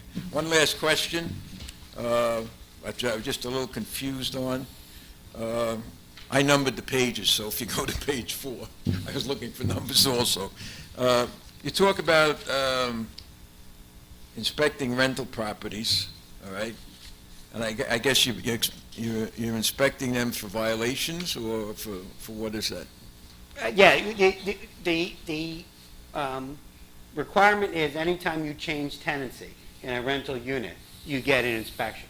Type of things that we look at is the general condition of the unit to make it habitable. Do we want people renting units? And I'm telling you that some fail because they don't have smoke detectors. There's holes in the wall. There's holes in the carpet. Those are the typical things that a rental unit fails for. We don't want people renting substandard housing to people, and that's not. So when they fail, they get a summons, and then what, they have so much time to fix it? It's a little more complicated than that. They fail to get it, if they fail an inspection, they can't move the person in until they have a rental certificate. Without the rental certificate, it is illegal to move the person in. They're given time to correct it, but as long as it remains vacant, that's not the real issue. The real issue is they have to fix it before anybody can move into it. Okay. And then if they move somebody in, yes, they would get an immediate summons, they'd come to court, they'd have to pay a penalty. There's fines. Oh, sure. And where do the fines go? To municipal court. Code enforcement fines are different than uniform construction code fines. We don't collect them downstairs. What happens is we issue a summons, they come before the judge, prosecutor, and the judge decide what the penalty is going to be, and they pay to municipal court. It doesn't come back into... So you do all the work and they keep the money? It doesn't come back into the code enforcement budget. I wish it did. Uniform construction code violations are slightly different. They do go in and are collected as penalties and represent as revenue to the uniform construction code. The last question is, you also do complaints and spot checks on properties. Those are not rentals, those are just... No, if your neighbor's grass is too long and you complain, that's code enforcement goes out and checks that. Okay. What we mean by spot checks is two different things, basically. If they're inspecting at 123 Main Street and they look next door at 125 Main Street and there's a problem and they cite that, they would record that as a spot check. It wasn't a complaint, it was witnessed by them. And they also, if you have a habitual person who never cuts their lawn, they will drive by those houses to see if they're doing it. If they have a habitual person who every time it snows, we get lucky this year and we didn't have too much, but every time it snows, they don't shovel their sidewalk, they will drive by it. They call those spot checks. Do they get fines eventually? They'll get a notice of violation, a summons, and then if the judge decides to fine them, the judge can fine them. And they keep that money too? I mean, it goes into the municipal court system. It doesn't go to... Okay, thank you. It doesn't go to code enforcement. Anyone else from public? Council President, I have one more question for the engineer. The dredging at Traders Cove, did we have any reports of any soil that we tested, or any reports? I did send an email to Joanne, and I haven't received an answer back. So you're here, I figured to see if you got anything. We don't have the soils test back yet. We have the soil sampling plan approved, but we don't have the soil test back. And so no work can continue until that soil's tested? Correct. Okay. And do you have any idea when that's going to happen? I do not. I believe the sampling has been done, and the soil samples have been sent out. I can get you an answer for that tomorrow. I emailed Suzanne from the DEP, and I haven't received an answer yet from her either. Well, she would probably get the results the same time I would. I'll be happy to get you an update tomorrow on where we are with the process. All right, thank you. Sure. Anyone else from council? Okay, seeing none, let's move on to the consent agenda. Madam Clerk, please. All matters listed under item consent agenda will be enacted by one motion in the form listed below. If discussion is desired on any item, this item will be removed from the consent agenda and will be considered separately. Thank you. Resolution 5-1. Recognize National Volunteer Week, April 7th through the 13th. Council Vice President Crate? Yes, thank you. This resolution recognizes the numerous service clubs that improve the quality of life for our residents. In recognition of National Volunteer Week, we are highlighting the Community Emergency Response Team program, otherwise known as the CERT Team, established in 2009 to help train citizens to be better prepared to respond to emergency situations. CERT members give critical support to first responders and provide immediate assistance to victims during emergencies while also supporting non-emergency projects. Thank you. Resolution 5-2. Recognize National Public Safety Telecommunicators Week, April 14th through the 20th. Council Vice President Crate? Yes, this resolution recognizes the work done by the men and women who serve as public safety telecommunicators for the Township of Brick. Thank you. Resolution 5-3. Authorize award of contract New World Public Safety Software Suite. Councilwoman Dion? Thank you. This resolution authorizes an award to contract to Tyler Technologies, Troy, Michigan, in the amount of $167,020.68 to provide maintenance and support services for the New World Public Safety Software Suite used by the police dispatch. This service falls under NJSA 40A:11-5 of the Local Public Contracts Law as an approved exemption which allows for the provision or performance of goods or services for the support or maintenance of proprietary computers, hardware, and software. Thank you. Resolution 5-4. Authorize special events permit Rosalita's Cinco de Mayo event. Councilman Howard? It's all right. This resolution authorizes a special events permit for Rosalita's to conduct a Cinco de Mayo event on Sunday, May 5th, between the hours of noon to 12 a.m. at the restaurant on Cedar Bridge Avenue. Thank you. Resolution 5-5. Authorize placement of tax lien for property cleanups. Thank you. Councilman Fosman, please. Thank you, Council President. Council President, I'd like to make a change here in this resolution because it says Nebraska Drive and it's Nebraska Avenue.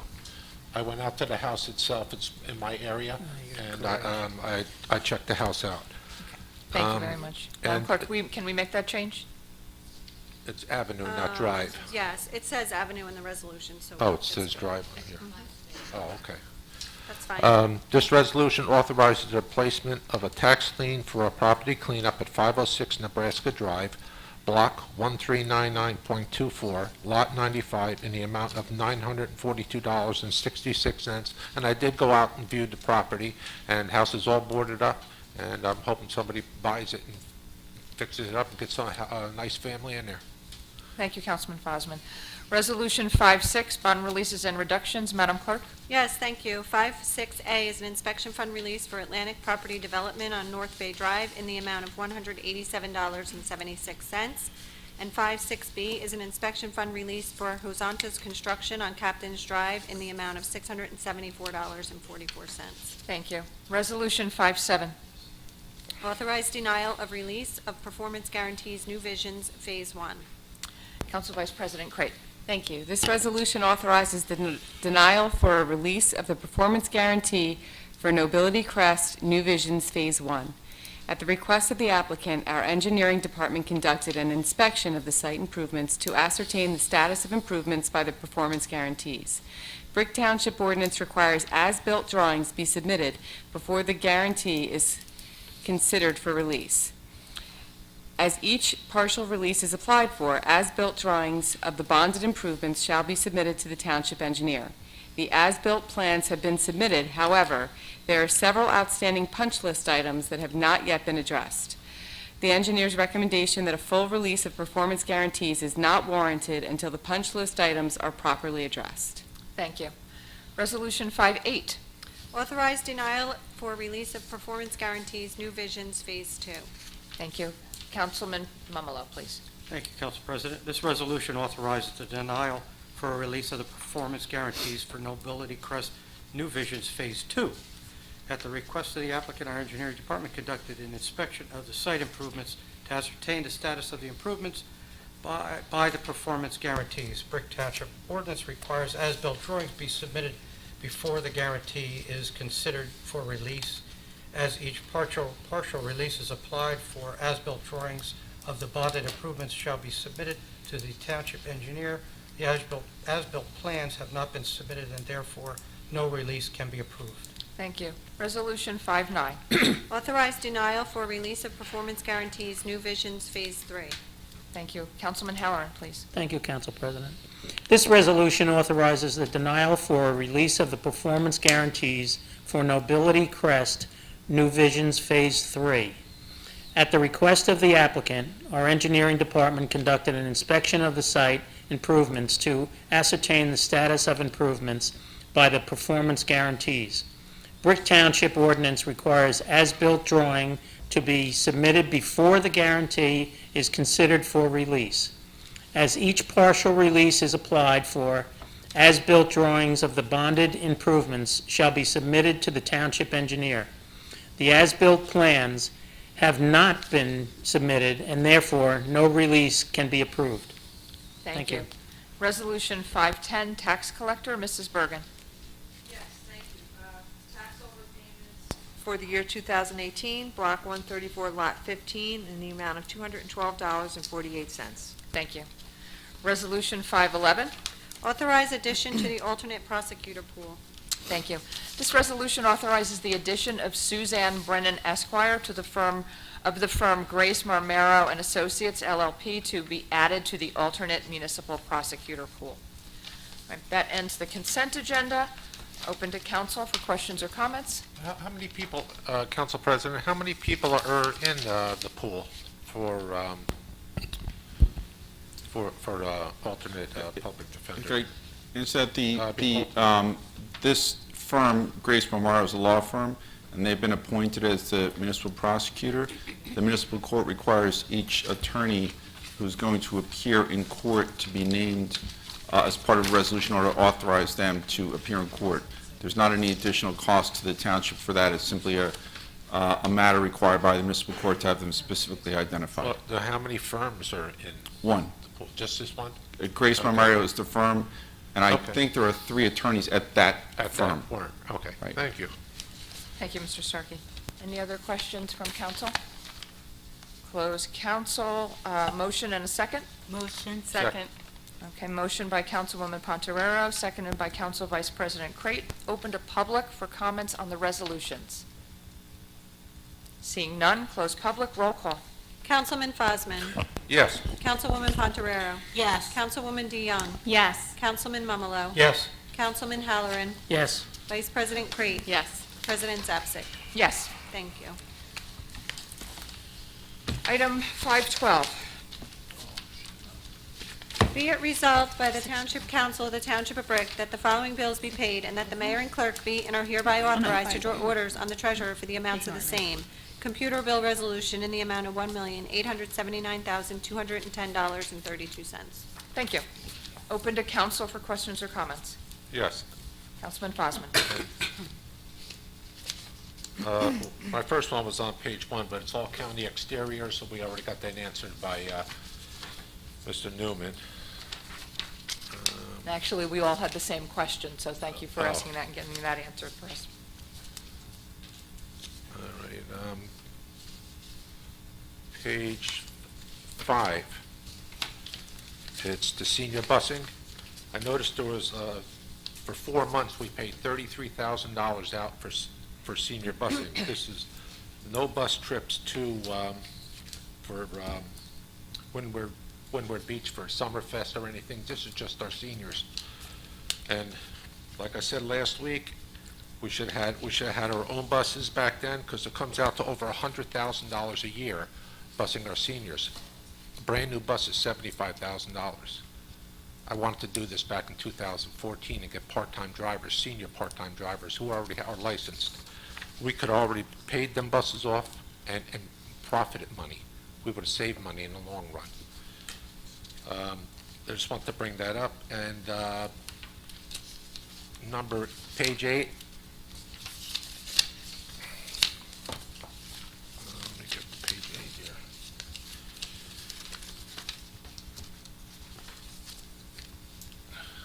CME, and it has here isolated drainage and roadway improvements. It says drainage and dredging. It's $5,272. What dredging would that be? That's the name of the account. It could be drainage or dredging. They have not done any dredging that I'm aware of, so I feel confident that this was a drainage project, but I'd be happy to get you the details, Yeah, specific details on that tomorrow. Well, I'll email you this right here so I get the answer. Okay, thank you. And their role, I'm sorry, I didn't mean to Sorry. interrupt, but their role would be, so far, all-purpose crew is going to be directed to do a drainage project, and the Mayor and I were on a phone call earlier today with a resident where one was happening, it's going to be happening in the easement area behind his home. They will, as opposed to going in there and just attacking it head-on, they get direction from an engineer, whether it's Alyssa or through this open PO that we do every year for an actual drainage engineer to provide them the guidance on exactly how to implement the work. Thank you. And page 12, real quick, dash mechanical, it says replace heat exchanger. It doesn't say where it is or anything. I was just curious what building it was in. I don't know. It's $3,672. I will certainly check that PO and get back to you. All right, because that's quite a bit of money for a heat exchanger. Okay, thank you. Oh, one more thing, Council President. Yes. Councilwoman Heather DeYoung was voting on her work, where she works last week, because where she works is, everybody knows where she works. She works at Meals on Wheels, but the real name for Meals on Wheels is Community Services. It's Community Services, Inc. I neglected to abstain on that. I apologize. Madam Clerk, can you please put my abstention in the record for last meeting? Thank you. Yeah, this wasn't the first time, and you're Chair of Ethics, and you should be more aware of what you're doing. That's all I have. Thank you. Anyone else from council? Seeing none, close council. Motion and second. Motion. Second. Motion by Councilwoman Pontoriero, seconded by Councilman Halloran. Open to public for questions on the bills. Seeing none, close public. Roll call, please. Councilman Fosman? Yes. Councilwoman Pontoriero? Yes. Councilwoman DeYoung? Abstain CME, yes to the rest. Councilman Mumolo? Yes. Councilman Halloran? Yes. Vice President Crate? Yes. President Zapsik? Yes. Thank you. Item 513. Be it resolved by the Township Council of the Township of Brick that the following bills be paid, and that the mayor and clerk be and are hereby authorized to draw orders on the treasurer for the amounts of the same.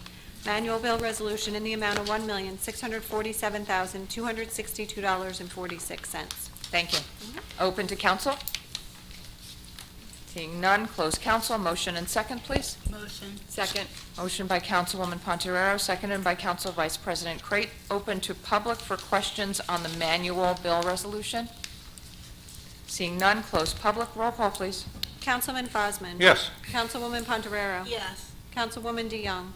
Abstain CME, yes to the rest. Councilman Mumolo? Yes. Councilman Halloran? Yes. Vice President Crate? Yes. President Zapsik? Yes. Thank you. Ordinance on second reading. Calendar year 2019 ordinance to exceed the municipal budget appropriation limits and to establish a cap bank, NJSA 40A:4-4514. Thank you. Mrs. Bergen. Thanks. This allows the township to establish a cap bank for future use. The ordinance allows for increases to budget appropriations and allows the township to bank any unused monetary room. This year's appropriation, this cap bank ordinance allows the township to increase budget appropriations 3.5% over the prior year's appropriation and to bank any unused appropriation room for the next 2 succeeding years. By having a cap bank, we have appropriation room to handle disasters. The ordinance is simply precautionary. It is not funded through a tax increase since it is only used in subsequent years should we need to fund a one-time expenditure. The only time in recent years the township used this was to fund emergency response for Superstorm Sandy. We are not generating cash. We are creating the ability to raise money should we need it. If the funds are not needed in the succeeding 2 years, the bank simply is dissolved. Thank you.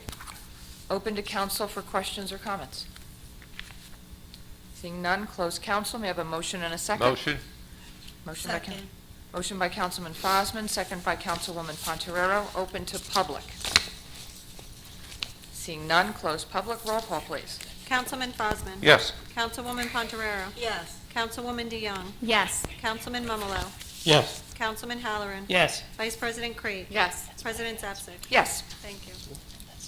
We are now at public comment. Madam Clerk. Please note that each I'm sorry, excuse me. I had I had 3 quick questions on the budget that didn't have to do with their presentation, but it's just quick ones here. One was the Shade Tree Commission. The board members are they? It's $2,240 for the Shade Tree Commission. Does anybody get paid on that? No, I don't believe there is a stipend associated with that. They participate in a state program that they go through trainings and... Okay, yeah, because it says salaries here, that's why I'm $2,240. Yeah, as a commission, it does have a municipal employee that is assigned to it by ordinance, and she attends the meetings. So I correct that. There is a municipal employee that serves on that commission. And then another quick one is the Board of Adjustments. It says members of the Board of Adjustments earn, it's $61,000. It's up a little higher this year of $6,000, and it says regular salaries. Is that did anybody get an increase on the board? What would be in that budget, perhaps, is the actual... It's a 001. Is that the part-time? No, I believe that's the board secretary is actually charged. Tara covered it in her presentation, but the salary and wage for the shared secretary is in the Board of Adjustment salary and wage line item. Okay, so it's there, okay. One more. Affordable housing, it says regular salaries $15,000. I mean, we didn't use anything, there was nothing paid out of it last year, and it was $15,000. Is there a reason for that? We have an employee downstairs that does the affordable housing work as a liaison, so if we used it at all, it would be to charge back towards that person's salary. All right, because nothing was spent last year on it, just there, and I just wanted to see why it was still up. Okay, thank you. Thank you very much for that, Council President. Sure. Thank you. Madam Clerk. Please note that each person addressing the council during any section of the meeting during which public comment is permitted shall limit his or her remarks to 5 minutes pursuant to Brick Township Administrative Code, Section 2-33B. Thank you. Who would like to be first? Mr. Sluka.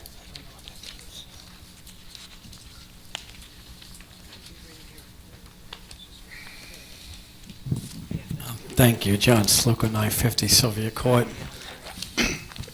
I'm going to read my letter that I guess you got last week. Dear Mayor Ducey, Council President Andrea Zapsik, all Brick councilmen and councilwomen, residents of Brick and Ocean County, and every publication that shares news with the residents of the area. Okay. Sometimes big news stories like methadone clinics, marijuana farms, drugs for sale controversies at public works departments, or use of opioids throughout the school system take the time of our public officials, but one would think that powerful politicians could do more than one thing at a time. I heard people say at the council meeting that we can walk and chew gum at the same time, but unfortunately that doesn't seem to ring through when one of the issues is the toxins flowing off the Garden State Parkway into the lungs of our children, our seniors, and other residents and workers here in Brick Township. What is needed on the Garden State Parkway adjacent to Evergreen Woods, Primrose Gardens, Brick High, Sutton Village, Greenbrier, Birchwood Park, and other places in Brick and Ocean counties increased forestation as well as a 14-foot pollution safety and noise wall to curtail some of the damage caused by the illegal actions of the commissioners of the New Jersey Turnpike Authority. With the destruction of the environment on and around the Garden State Parkway, the pockets of lobbyists, power brokers, and some politicals obviously have been enhanced to the expense of the health of our citizens, and it looks like local to statewide politicians are afraid of the big bureaucracies within the governing bodies and those who control labor unions, the political machines, and big political agencies like the New Jersey Turnpike Authority. Documented cases of asthma, autism, COPD, and premature deaths are the results of toxins that flow off major highways into the lungs of our vulnerable seniors and developing young children. Many studies have been brought before the New Jersey Turnpike Commissioners, the county politicians, newspapers, and local leaders and representatives, but nothing seems to get done. For months now, I have begged each and every member of this council, as well as the mayor, to stand up here at this meeting and call me a liar. Call others like me liars, but this never happens. You have an opportunity today. I have pleaded with each and every one of you to not just sit back and laugh at the residents, but rather examine the facts, read every report, listen to the medical community, and then speak out loud and clear. Either call me a liar for bringing these facts, if they are untrue, before the council, or stand with the citizens against the swamp. The lack of concern of politicians that are supposed to represent the community is both perplexing and shameful. If it were I would be embarrassed that I, as a leader, could not speak out, would not examine facts, would not form an opinion, and not take some kind of affirmative action to help the residents who I was elected to protect and represent. If I could not bring myself to help the residents for 6+ long years, I would have resigned my position a long time ago. But not everybody will give up the honor and prestige of having a nice title before their names. Many studies have been brought before this council and the New Jersey Turnpike Authority detailing how the toxins associated with the Garden State Parkway traffic have caused asthma in children, chronic lung ailments including COPD in adults, illnesses including autism in pregnant women, and early deaths of our seniors, but nothing to date has truly impacted the powerful, greed-driven commissioners, directors, lobbyists, and friends of the New Jersey Turnpike Authority. It is time for the mayor to take action. It's time for the council to take action if the mayor is too compromised by political controversies. A wall and increased forestation is the minimum that is needed, but the tens of thousands of impacted citizens can't do it alone, while the influential people just sit back and smile. Have a good day. Thanks for you listening to me. John Sluka. Thank you. Mr. Sluka, I did send an email from Michelle, and she got a response to that, just to let you know. Ms. Briggs?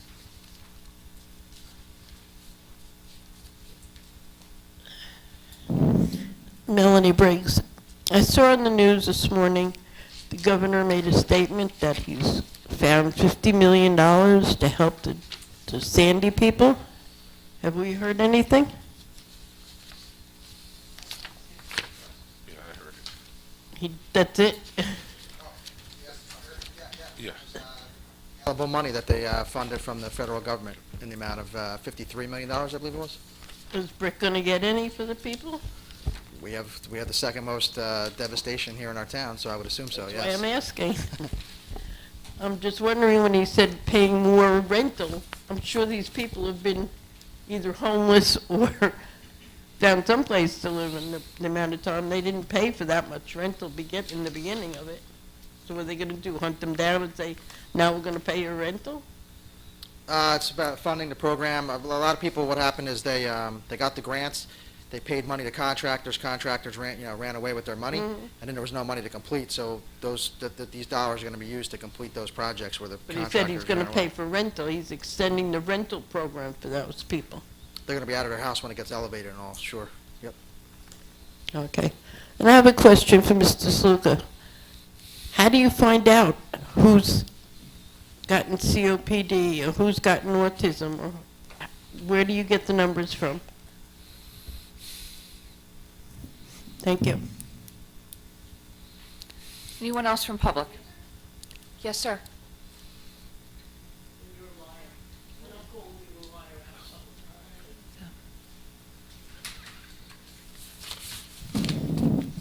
How you guys doing? My name's Jesse Ernstrom. I just moved to Route 88. I just added a bunch of people on Facebook. I'm following the news articles and stuff like that. And it seems a little odd that we banned recreational and medical dispensaries in Brick Township. And I'm new to the township, and I don't understand why it's unanimous. It just doesn't make sense to me. Well, what we banned is for not, because it has to be, if the state passes it, it's going to be 180 days, you have to do it again. Right, I heard that, but I mean, are you going to change your mind? So it's for It's not. going to be the same vote. It's for not. So It was what is the waste reason? of time. It was just a dog and pony show. Right, but you're going to do it again. It didn't happen. So what's the reason? It didn't happen. It's going to. If it does, then we So, have to do it again. What is the reason? What is the reason that marijuana dispensaries will not be allowed in the township? Is it for safety purposes? I don't feel the do you want me to- residents I'm want it. asking I a don't feel question. the residents want it. There was a variety of reasons, and each one of us expressed our reasons at the time of the vote. As I said, I just moved here. I'm sorry that I missed that. I'm really sorry No. that I missed that.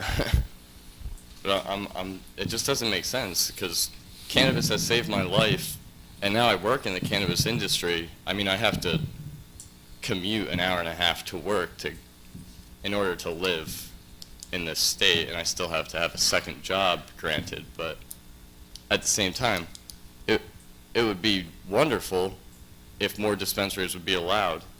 And I'm just trying to figure out, because there's Democrats and there's one Republican at least on this committee. So it's a bipartisan effort for government authority to stop people and businesses from entering. So why? What is that? John? It's only the ban that the council passed is only recreational. One of the big things that we have going on in town is every time a new business tries to open here in town, people come out from 10 people to 100 people, whether it's a Panera Bread, if it's a Wawa, whatever the case may be. And the state really only gives you two things that you can ban. One was pawn shops, which the council did back in 2003 or something like that. We have one that's grandfathered, so it's still here. But if that one ever goes out of business, it won't exist. The second thing that the state gave is recreational marijuana. They gave that ability to towns. So by the stress level that people have to go through for just a Wawa, just a Panera Bread, to have that stress taken out of these people's lives for recreational and not have to go to the Board of Adjustment meeting and say, why isn't it in my backyard? It should be across the street. It should be on the other side of town, wherever the case may be. The state gave the ability for towns to say no to it. It doesn't matter what type of business is trying to open here, people aren't happy. But we just got big news today about a Trader Joe's I'm going to talk about more. I'm sure there's people out there who aren't happy that a Trader Joe's is coming to town. So it's a bit from a business and a development. People hate seeing trees coming down, and they don't want it in their This tree's backyard. going up. I'm just giving you the reason. You asked for a reason. That's one of the reasons. You gave So- me the reason why you can do it, not the reason why you did it. I'm sorry, I thought I said it. Okay, so there's a lot of people come out to the meetings, and they have all this stress, and the Board of Adjustment meetings and the Planning Board meetings, and they're going crazy about new businesses. This is the second thing that the state gave the town the ability to stop. Because every time I hear it, it's like, oh my gosh, why is there another Wawa? Why do we need 24 Wawas in town? Because we don't have the ability to stop Wawa. The state gave us the ability to stop a business from coming to town, and because of the people don't want development here in Brick. They don't want to see new businesses and things like that. So it gave the ability, and it's ability that the council took up, among other reasons. I mean, that's just one of the reasons why it's so important, because people did not want to see new businesses here and trees come down. So, in the middle of retail apocalypse, where retail industry is being destroyed, we keep moving in these retail businesses where people my age, I'm 26 years old, make less than $15 an hour, where people had to fight for New Jersey to raise the minimum wage, and now there's the argument about inflation going up.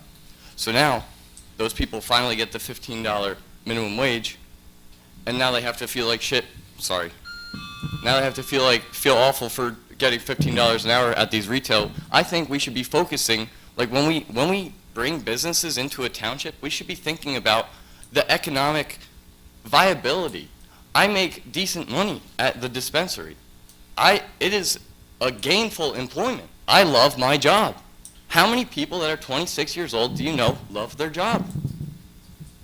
I know none. Zero. Outside of the cannabis industry. Retail.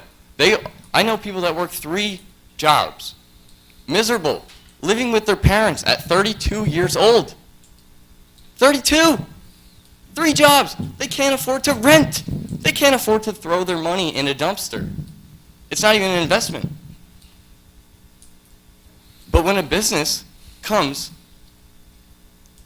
that is likely to bring jobs, careers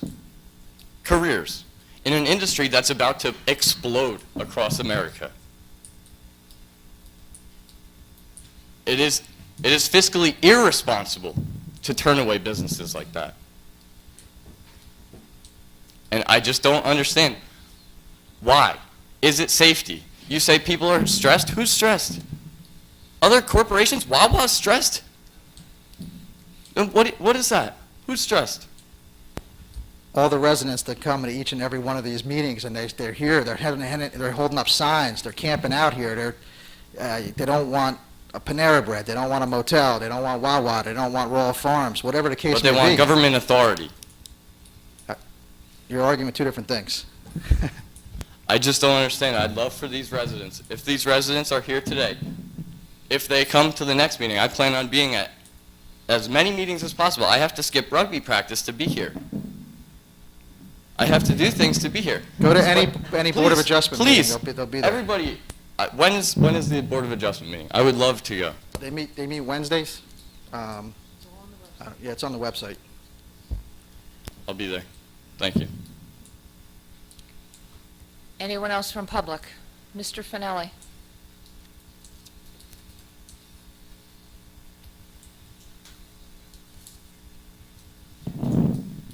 They're not worthless, they're priceless. That was a great one. I hope I can use that sometime. At my age, I never think I hear something new, but that was a good one. A little housekeeping. I just want to remind the council that everything that's said in here, because this is a public meeting, is public record. So if you lean over to your buddy during the meeting and say something, by rights I can say, excuse me, could you please tell us what, no, I'm just pointing. Okay. All right. Everybody understands that, right? Yes. Correct? Public meeting, if you say it here, I can ask what you said, and so it goes on the record? Okay. I didn't see a lot of it tonight, but I saw a lot of it last meeting. I mean, a lot of it, okay? And I'm just warning you that if it continues, I'm going to raise my hand and say, what did you say? The other thing is, I think it's rude if you're up there making faces and laughing while other council people are talking. And I saw a lot of that last meeting, and I saw a little bit of it this meeting. So we have good meetings. We don't need that kind of stuff. Please be conscious of what you're doing and do that, all right? And just on the comment to the last speaker, all right? I heard Mr. Fosman say, we represent the people and most of the people don't want medical marijuana, okay? You're represented, you're voted by the people, you're supposed to represent the people. If most of the people don't want it, and some of them do, you win some, you lose some. Some states allow people to carry guns. Everybody can carry a gun. Should we do it because they do it? Some states allow cars to go 80 miles an hour. Should we do that because other places do it? And some states are welcoming marijuana, but some states are not. So till this whole thing plays out, you're supposed to represent the people, and I don't want to say majority rules, but majority rules. Thank you. Anyone else from public? Yes, ma'am.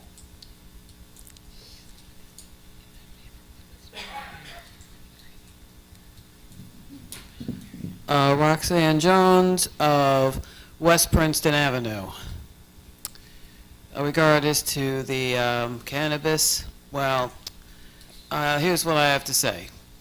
I was watching Fox News this morning, and California, a state that allows for medical cannabis and recreational cannabis, well, they're having some terrible fiscal problems right now, to the point where they are considering new taxes on, what do they call them, carbonated drinks, soda, new taxes on new tires, taxes on bottled water. So that's a little something to think about. Thank you. Thank you. Anyone else from public? Seeing none, close public. Mrs. Bergen. I have nothing, thank you. Mayor? Yes, thank you. Big news, today, our zoning department granted a permit for a tenant fit-up for a Trader Joe's at Brick Plaza in the old Ethan Allen's building. So I know it's been the most requested business to come to Brick, and it's been 6 hard years of trying to get him here to have the success. And thank you to all the council people for helping me out by making the request to the company to come here. A bunch of residents sent in the submission, the online submission on the Trader Joe's website. And with all the hard work of our entire community, we're lucky enough to have a Trader Joe's coming here.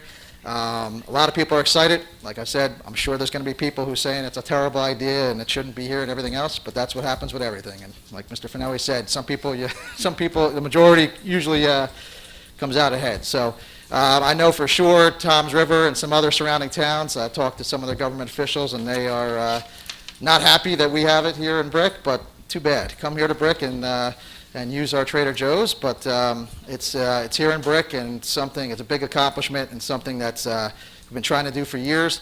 Brick Plaza is a great community partner. Paramount Realty and the Metrovation is the managing company they do a great job up in Shrewsbury with their property, but here in Brick, they're an awesome community property. They have a lot going on, as everybody can see, brand new facades, but all these businesses coming in. I can't say the same for every shopping center. Unfortunately, there's Laurel Square, which is a complete opposite, that can't fill a Pathmark store for some reason for 5 years.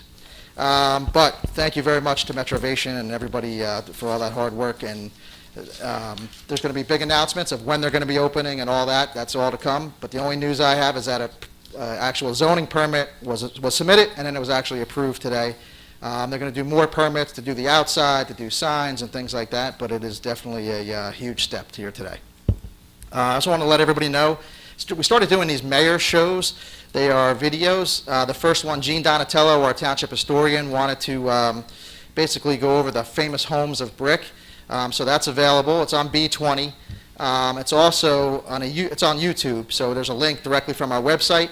And that was our first episode, and then we had Kendra Zarilli from the Brick Children's Community Theater come in to let us know about her organization. So that was the second one. The first one was probably about 20 minutes long, and the second one was maybe 12, 15 minutes long. It's just information about various things that are going around town, and we're just going to keep on doing them as long as they remain popular.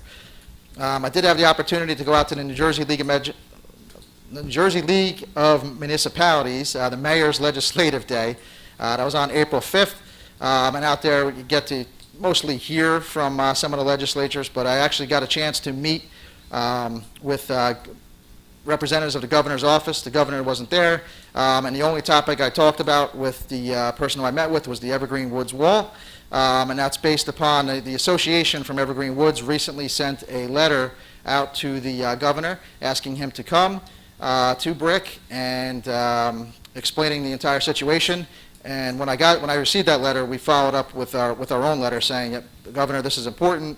The association's requesting you come out. Please come out. We did have a conversation, and they're looking to hopefully come out. So it's a big step, and hopefully something will be done. But it's very effective to have those mayors-type days and be able to go out there and have the kind of one-on-one conversations, not with the governor in this particular case, but somebody of his staff. And then Steve Sweeney was there as well, and the only conversation I had with him was about our school funding and the fact that he's cutting so much from Brick. One interesting thing I did learn on that from the superintendent, because Senator Sweeney's big thing is that our school population has gone down, and therefore our funding, our staffing should have been resized, and our cuts should have been made over the years of our student population going down.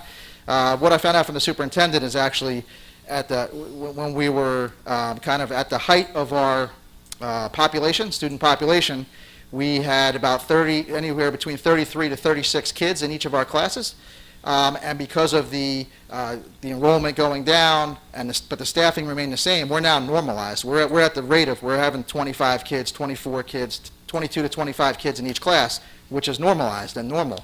So by Sweeney doing these cuts to us, it's actually going to create less teachers, force teachers out, and thereby then our numbers are going to go back up to having 36 kids in a class. So the senator's totally wrong on his thing saying that because our school population's gone down, we were understaffed years ago, and now we're correctly staffed at 24 class, and they're trying to take our money away from us. Our spring leaf collection started yesterday, and it's based upon your recycling days, so check it out. Our schedule's on the website. Our new recreation program guides are out. They are really great. Take a look at those. They should win an award. Councilwoman DeYoung has one up there, so hold that up when you're going. It's so much information in there. We have so many programs. I mean, there's photography, there's stand-up paddleboard, there's bodyboarding for kids, there's obviously there's the softball and the basketball, which are always big, but there's summer camp. There's just so much going on here for kids and adults and for seniors, to pickleball and everything else. So please check it out. Whole bunch of other ribbon cuttings happened in the last couple of weeks. Complete Care Laurelton opened, redid their place. Walmart had a grand reopening for redoing their place. Miraculous Moments opened up on Brick Boulevard, and Joe's Bagel and Grill opened up. They're in the plaza by Carrabba's and Famous Dave's, down a little bit further, where Famous Dave's used to be. April 13th is our spring beach sweep. So check out your ocean beaches. We're going to have organized cleanups up there. And it's also our annual Green Fair that I know Council Vice President Crate's going to talk about more. But one big thing I want to point out, you can get rid of electronic waste that day. So, the county stopped taking the TVs and everything, but we're going to do a collection there and bring them off to the county. So if you have any electronic waste you've been holding on to because you can't make your way out to Lakewood, it's available right here at Brick Township High School. And then lastly, just to give everybody a little bit of time, May 11th is our next construction material drop-off at our DPW hill. We have 2 amnesty days a year. Normally we don't take construction material because it's so heavy and it costs so much for tipping fees and everything. So we have 2. The first one's May 11th, so it gives everybody out there with the long to-do list. You got about a month to get all those to-do lists done so you can get construction material dropped off on May 11th. And the next one's not till October. So thank you very much. Everybody have a happy Passover, Easter, and enjoy the time off from schools. Thank you. Thank you. Mr. Starkey? Thank you. Madam Clerk? Thank you. Madam Secretary? Councilman Fosman? Thank you. I'd like to talk a little bit about the budget. We only have to cover about $1.1 million, and like I explained 2 weeks ago, that there is surplus, and I did talk to Maureen, our CFO, and she works at the mayor's will. That's the way it works. their money is there to do this. And we're going to be selling the Food Town site. I believe the planning board already approved them, and I believe that's 5.5 million coming in, and that's going to be coming in 3.5? How much did we sell that for? 3.5 or 5.5, the Food Town site?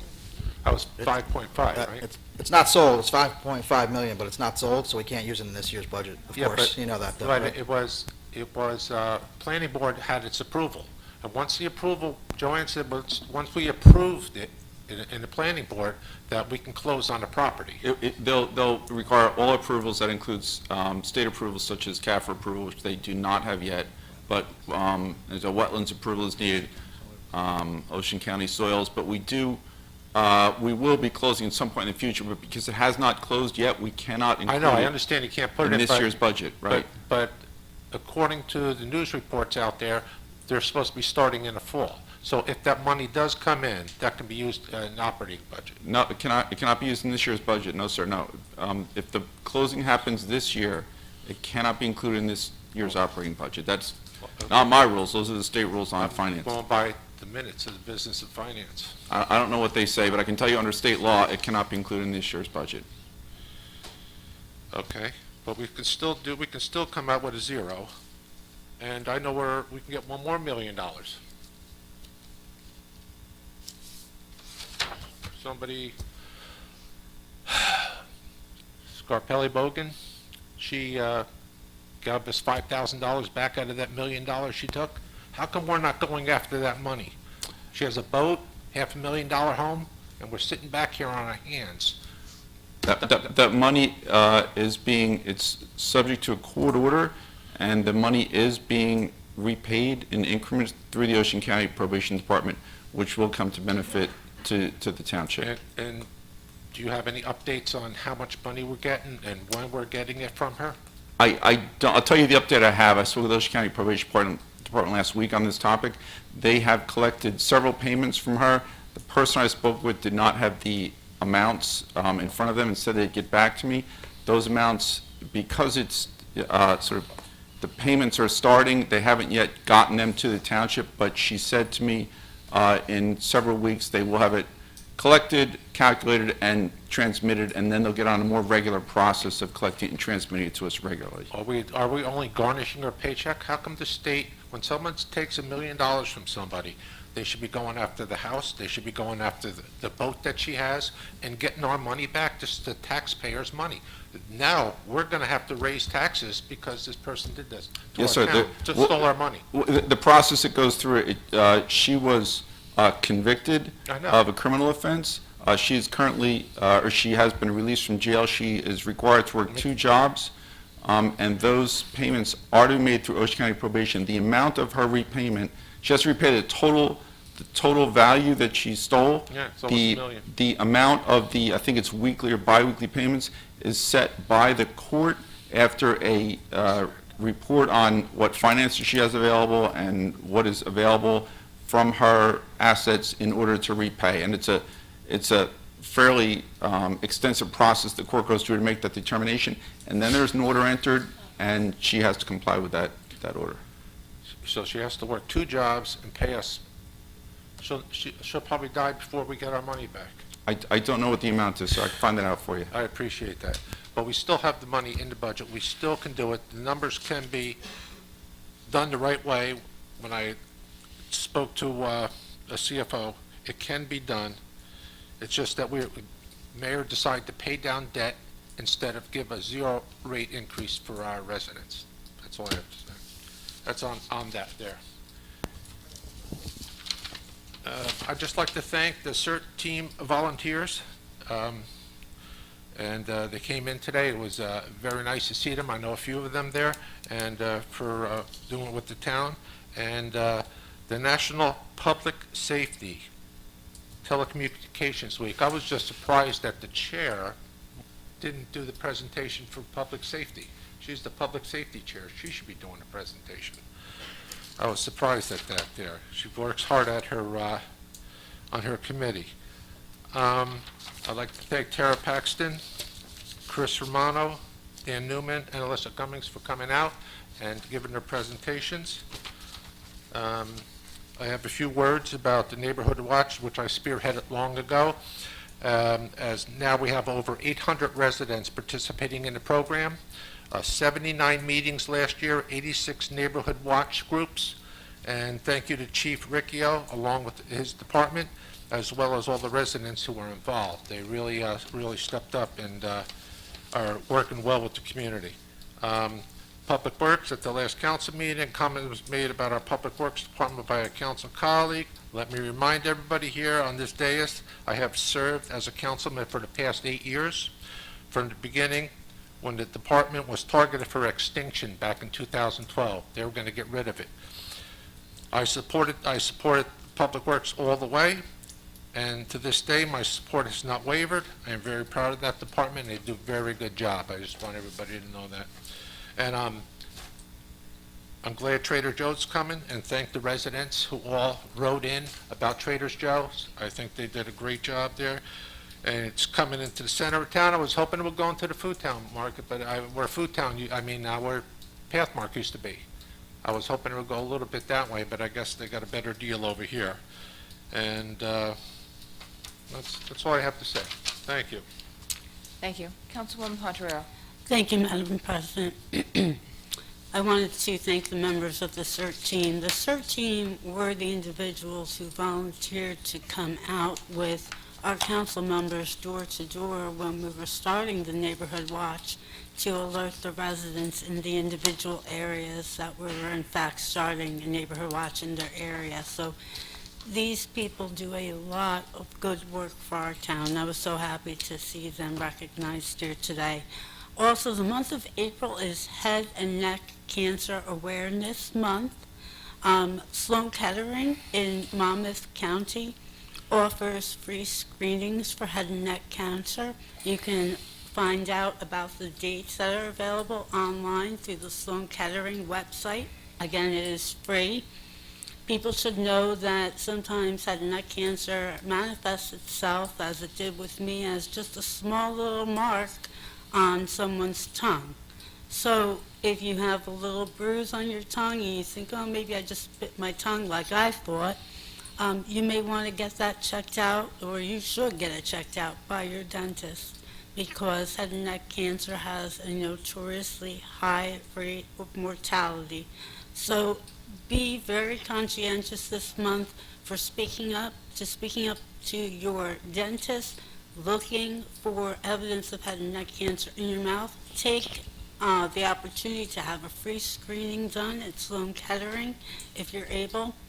And the last thing I wanted to say is, I think that any time that we as public officials have an opportunity to hear what people in our community feel about a certain issue, whether it's cannabis and dispensaries coming into our area, or any other issue. It's not a waste of time by any stretch. It gives us an opportunity to hear the positives and negatives from the members of the community, and it gave our community an indicator of how your sitting government would vote on an issue like that if we were called to. So whether or not that the legislation that may or may go through and require us to potentially put more ordinances in effect, whether that happens or not, I think that it was a good exercise for our town, because it enabled at least me to hear from a lot of good residents, and it opened up the door not only on the cannabis issue, but on a myriad of other issues for people to give me how they felt and tell me, advise me what they wanted to see done for our town as to other issues. So I welcome that type of opportunity, so I'm very glad for having had that. So have a wonderful Passover or Easter or whatever holiday you celebrate, and if you don't celebrate a holiday, have a good recess at least. I'll see everybody next time. Councilwoman DeYoung. Thank you. I have one Buy and Brick update. We have David's Culinary Catering on Hooper Avenue. I believe it's in the Red Lion Plaza. It's by Jersey Shore or Jersey Farms, Jersey Fresh, one of those convenience stores. They are offering cooking lessons, prepared meals, private parties, and catering. I want to just say great job by Ed Maroney for our recreation brochure. Like the mayor said, it is a great resource. I believe it's going home with all the kids in school, and you can pick them up here in Town Hall and in any of our buildings. It's really a great guide, what's going on, Summer Fest, Fall Fest, all the Traders Cove concerts, the movies, and any program that you want to sign up, especially for your kids. And also, amazing job to the mayor. He's been working on this since probably before he became mayor, to bring Trader Joe's into Brick, and it is quite an accomplishment. There's only 13 of them in the state, and we are lucky enough to have it, and thank you, Mayor, for working so hard on it.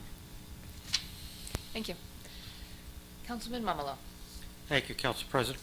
I'd like to congratulate the dispatchers for their Telecommunications Week, and also thank the CERT team for all their hard work. Thank our department heads for their budget presentations. Very thorough, appreciate that. And happy Passover and Easter to everyone. That's it for me. Thank you. Councilman Halloran. Thank you, Council President. I'd also like to congratulate and thank the CERT team and the 911 operators who keep everybody calm during crazy emergencies. Thanks to the department heads, Tara Paxton and Chris Romano, Dan Newman and Alyssa Cummins, for their presentations. They were very clear and thorough in their thoughts and relaying the information. I'm going to repeat one of the mayor's mentions, which is April 13th, this Saturday, the Clean Ocean Action event, which will take place at Brick Beach 1 at 9 o'clock. It's 9 to 2, where we get volunteers to come out and clean up the beach. After a little bit of winter storms, we get debris on the beach, and hopefully you come out and help make the this season clean and safe for all the beachgoers. Hope you all enjoy and have a healthy and safe Easter and Passover. And that's all I have. Thank you. Thank you. Council Vice President Creighton. Thank you. I'm also going to touch on something that the mayor talked about, the Green Fair that's coming up this Saturday. It is from 10 to 2 at Brick Township High School, and there are a lot of great things happening. I know I've spoken about it a little bit at the last council meeting, but I just want to point out, again, we're having something new this year. We're having classroom breakout sessions, and there are 4 different sessions that you can attend, and it's basically kind of walk in, participate in the session, you know, come and go as you please. But at 10:30, if you're interested, the Barnegat Bay will be featuring items about the Barnegat Bay and their partnerships. At 11:15, home energy efficiency will be featured, and that's New Jersey Natural Gas and the New Jersey Clean Energy Program. They'll be presenting in a classroom. At 12 o'clock, recycling, featuring Brick Township Recycling Coordinator Trish Totaro and Atlantic Coast Recycling. And I know for many people you don't think that's an exciting topic, but the guys from Atlantic Coast Recycling were actually very interesting. I've seen them present before, and Trish is very knowledgeable, and you really learn a lot in a very short amount of time. And at 12:45, there's going to be a rain barrel workshop featuring the Brick Township MUA. So if you've ever considered making a rain barrel or how do you make a rain barrel, they're there to guide you through that. There's also going to be going on at the same time a rummage sale that's sponsored by the Brick Township Marching Band, so you can kind of upcycle and go shopping and see what they have to offer. And at this point, we have over 55 exhibitors and vendors and schools participating, including the Shade Tree Commission, who's going to be giving away their seedlings, which everybody loves every year.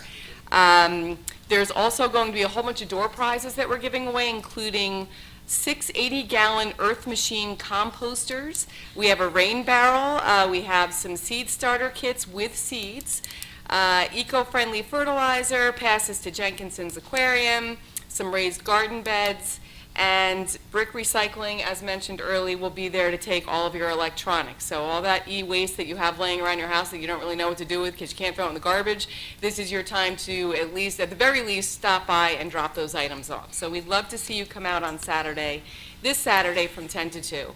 And it's inside, so if it's a little rainy, it's a perfect day out for everybody. And then finally, The Brick Fallen Heroes ceremony, I know I mentioned that in the past as well, but we won't be meeting again before that ceremony takes place. And I wanted to remind everyone that that is taking place on Saturday, April 27th at 11 a.m. at Windward Beach Park. And there will be representatives there from the VFW, the American Legion, and the Disabled Veterans. And we have a very special program which will also feature some performances by the Brick Memorial Honors Choir and some presentations. And this is an entire memorial to all of the fallen heroes from Brick who went off to war and did not return from the Civil War all the way through Iraq. There are 18 that we'll be honoring, and we have a lot of, we're very excited about doing this. We had veterans approach us about a year and a half ago and ask that if there was a way that we could find to honor these men. And through some work together, we were able to come up with something really lovely. So we're hoping that we have a good turnout. It's not going to be a very, very long ceremony, but it will be quite meaningful, and we're hoping to see a lot of people there. So thank you so much, and have a great night. Thank you. I would like to thank our CERT Team volunteers and our police dispatchers for everything that they do to help make Brick Township a better place for all of us to live. I want to thank Tara Paxton, Chris Romano, Dan Newman, and Alyssa Cummins for their budget presentations, and particularly Dan and Alyssa, because I think I failed to thank them when they got up and left. On the recreation brochure, I just wanted to point out, first of all, I think that this is probably one of the nicest ones that I have ever seen. I worked for almost 10 years in another town as the Director of Parks and Recreation, and the brochure was always one of the most costly things that we did because we sent it out to a graphics design company. We produce this in-house. It's a pretty heavy lift for Ed Maroney in administration, but he does a wonderful job with it and saves us a tremendous amount of money. As you go through it, you will notice that there's some ads in it, some full page, some partial page ads, and that ad revenue helps offset the cost of production. So a book of this quality does not cost anywhere near as much as what my department was paying in the other town that I worked in. And then with regard to the Green Fair, some of you may have gotten home, if you have children in the elementary school, you got a bag home like this with a little label on it with the Green Fair information on it. We're asking residents to take the time to spring clean their medicine cabinets and get rid of any unused prescription medications, get them out of the house. The Brick Police Department will be at the Green Fair with the mobile drop box. We have a dedicated drop box that's available 24 hours a day, 7 days a week, right inside the police door as you come in the police entrance. But we also have a mobile drop box that our officers take out into the community to senior villages where the residents are not as mobile. They bring them to the neighborhood watch meetings, and they will also be at the Green Fair. So you don't have to use these bags. This is just a reminder. So if you're coming to the Green Fair and you didn't get one of these bags, still spring clean your medicine cabinet, get rid of the unused drugs, and Brick PD will be there to take them from you. A couple of residents have asked, you don't need to empty the bottles, you don't need to take the labels off. You can if you feel more comfortable, but it's not necessary because everything goes right in the permanent drop box here, and then when it's filled, they take the box, inside the box out, they seal it up, it goes right to the incinerator. So there's no middleman or anything in between, it's all secure, and we just do ask that you avail yourself of that option. And that's all I have this evening. Our next meeting will be Tuesday, April 30th at 7 p.m. here in this room. We have a motion to adjourn. Motion. Second. All in favor? Aye.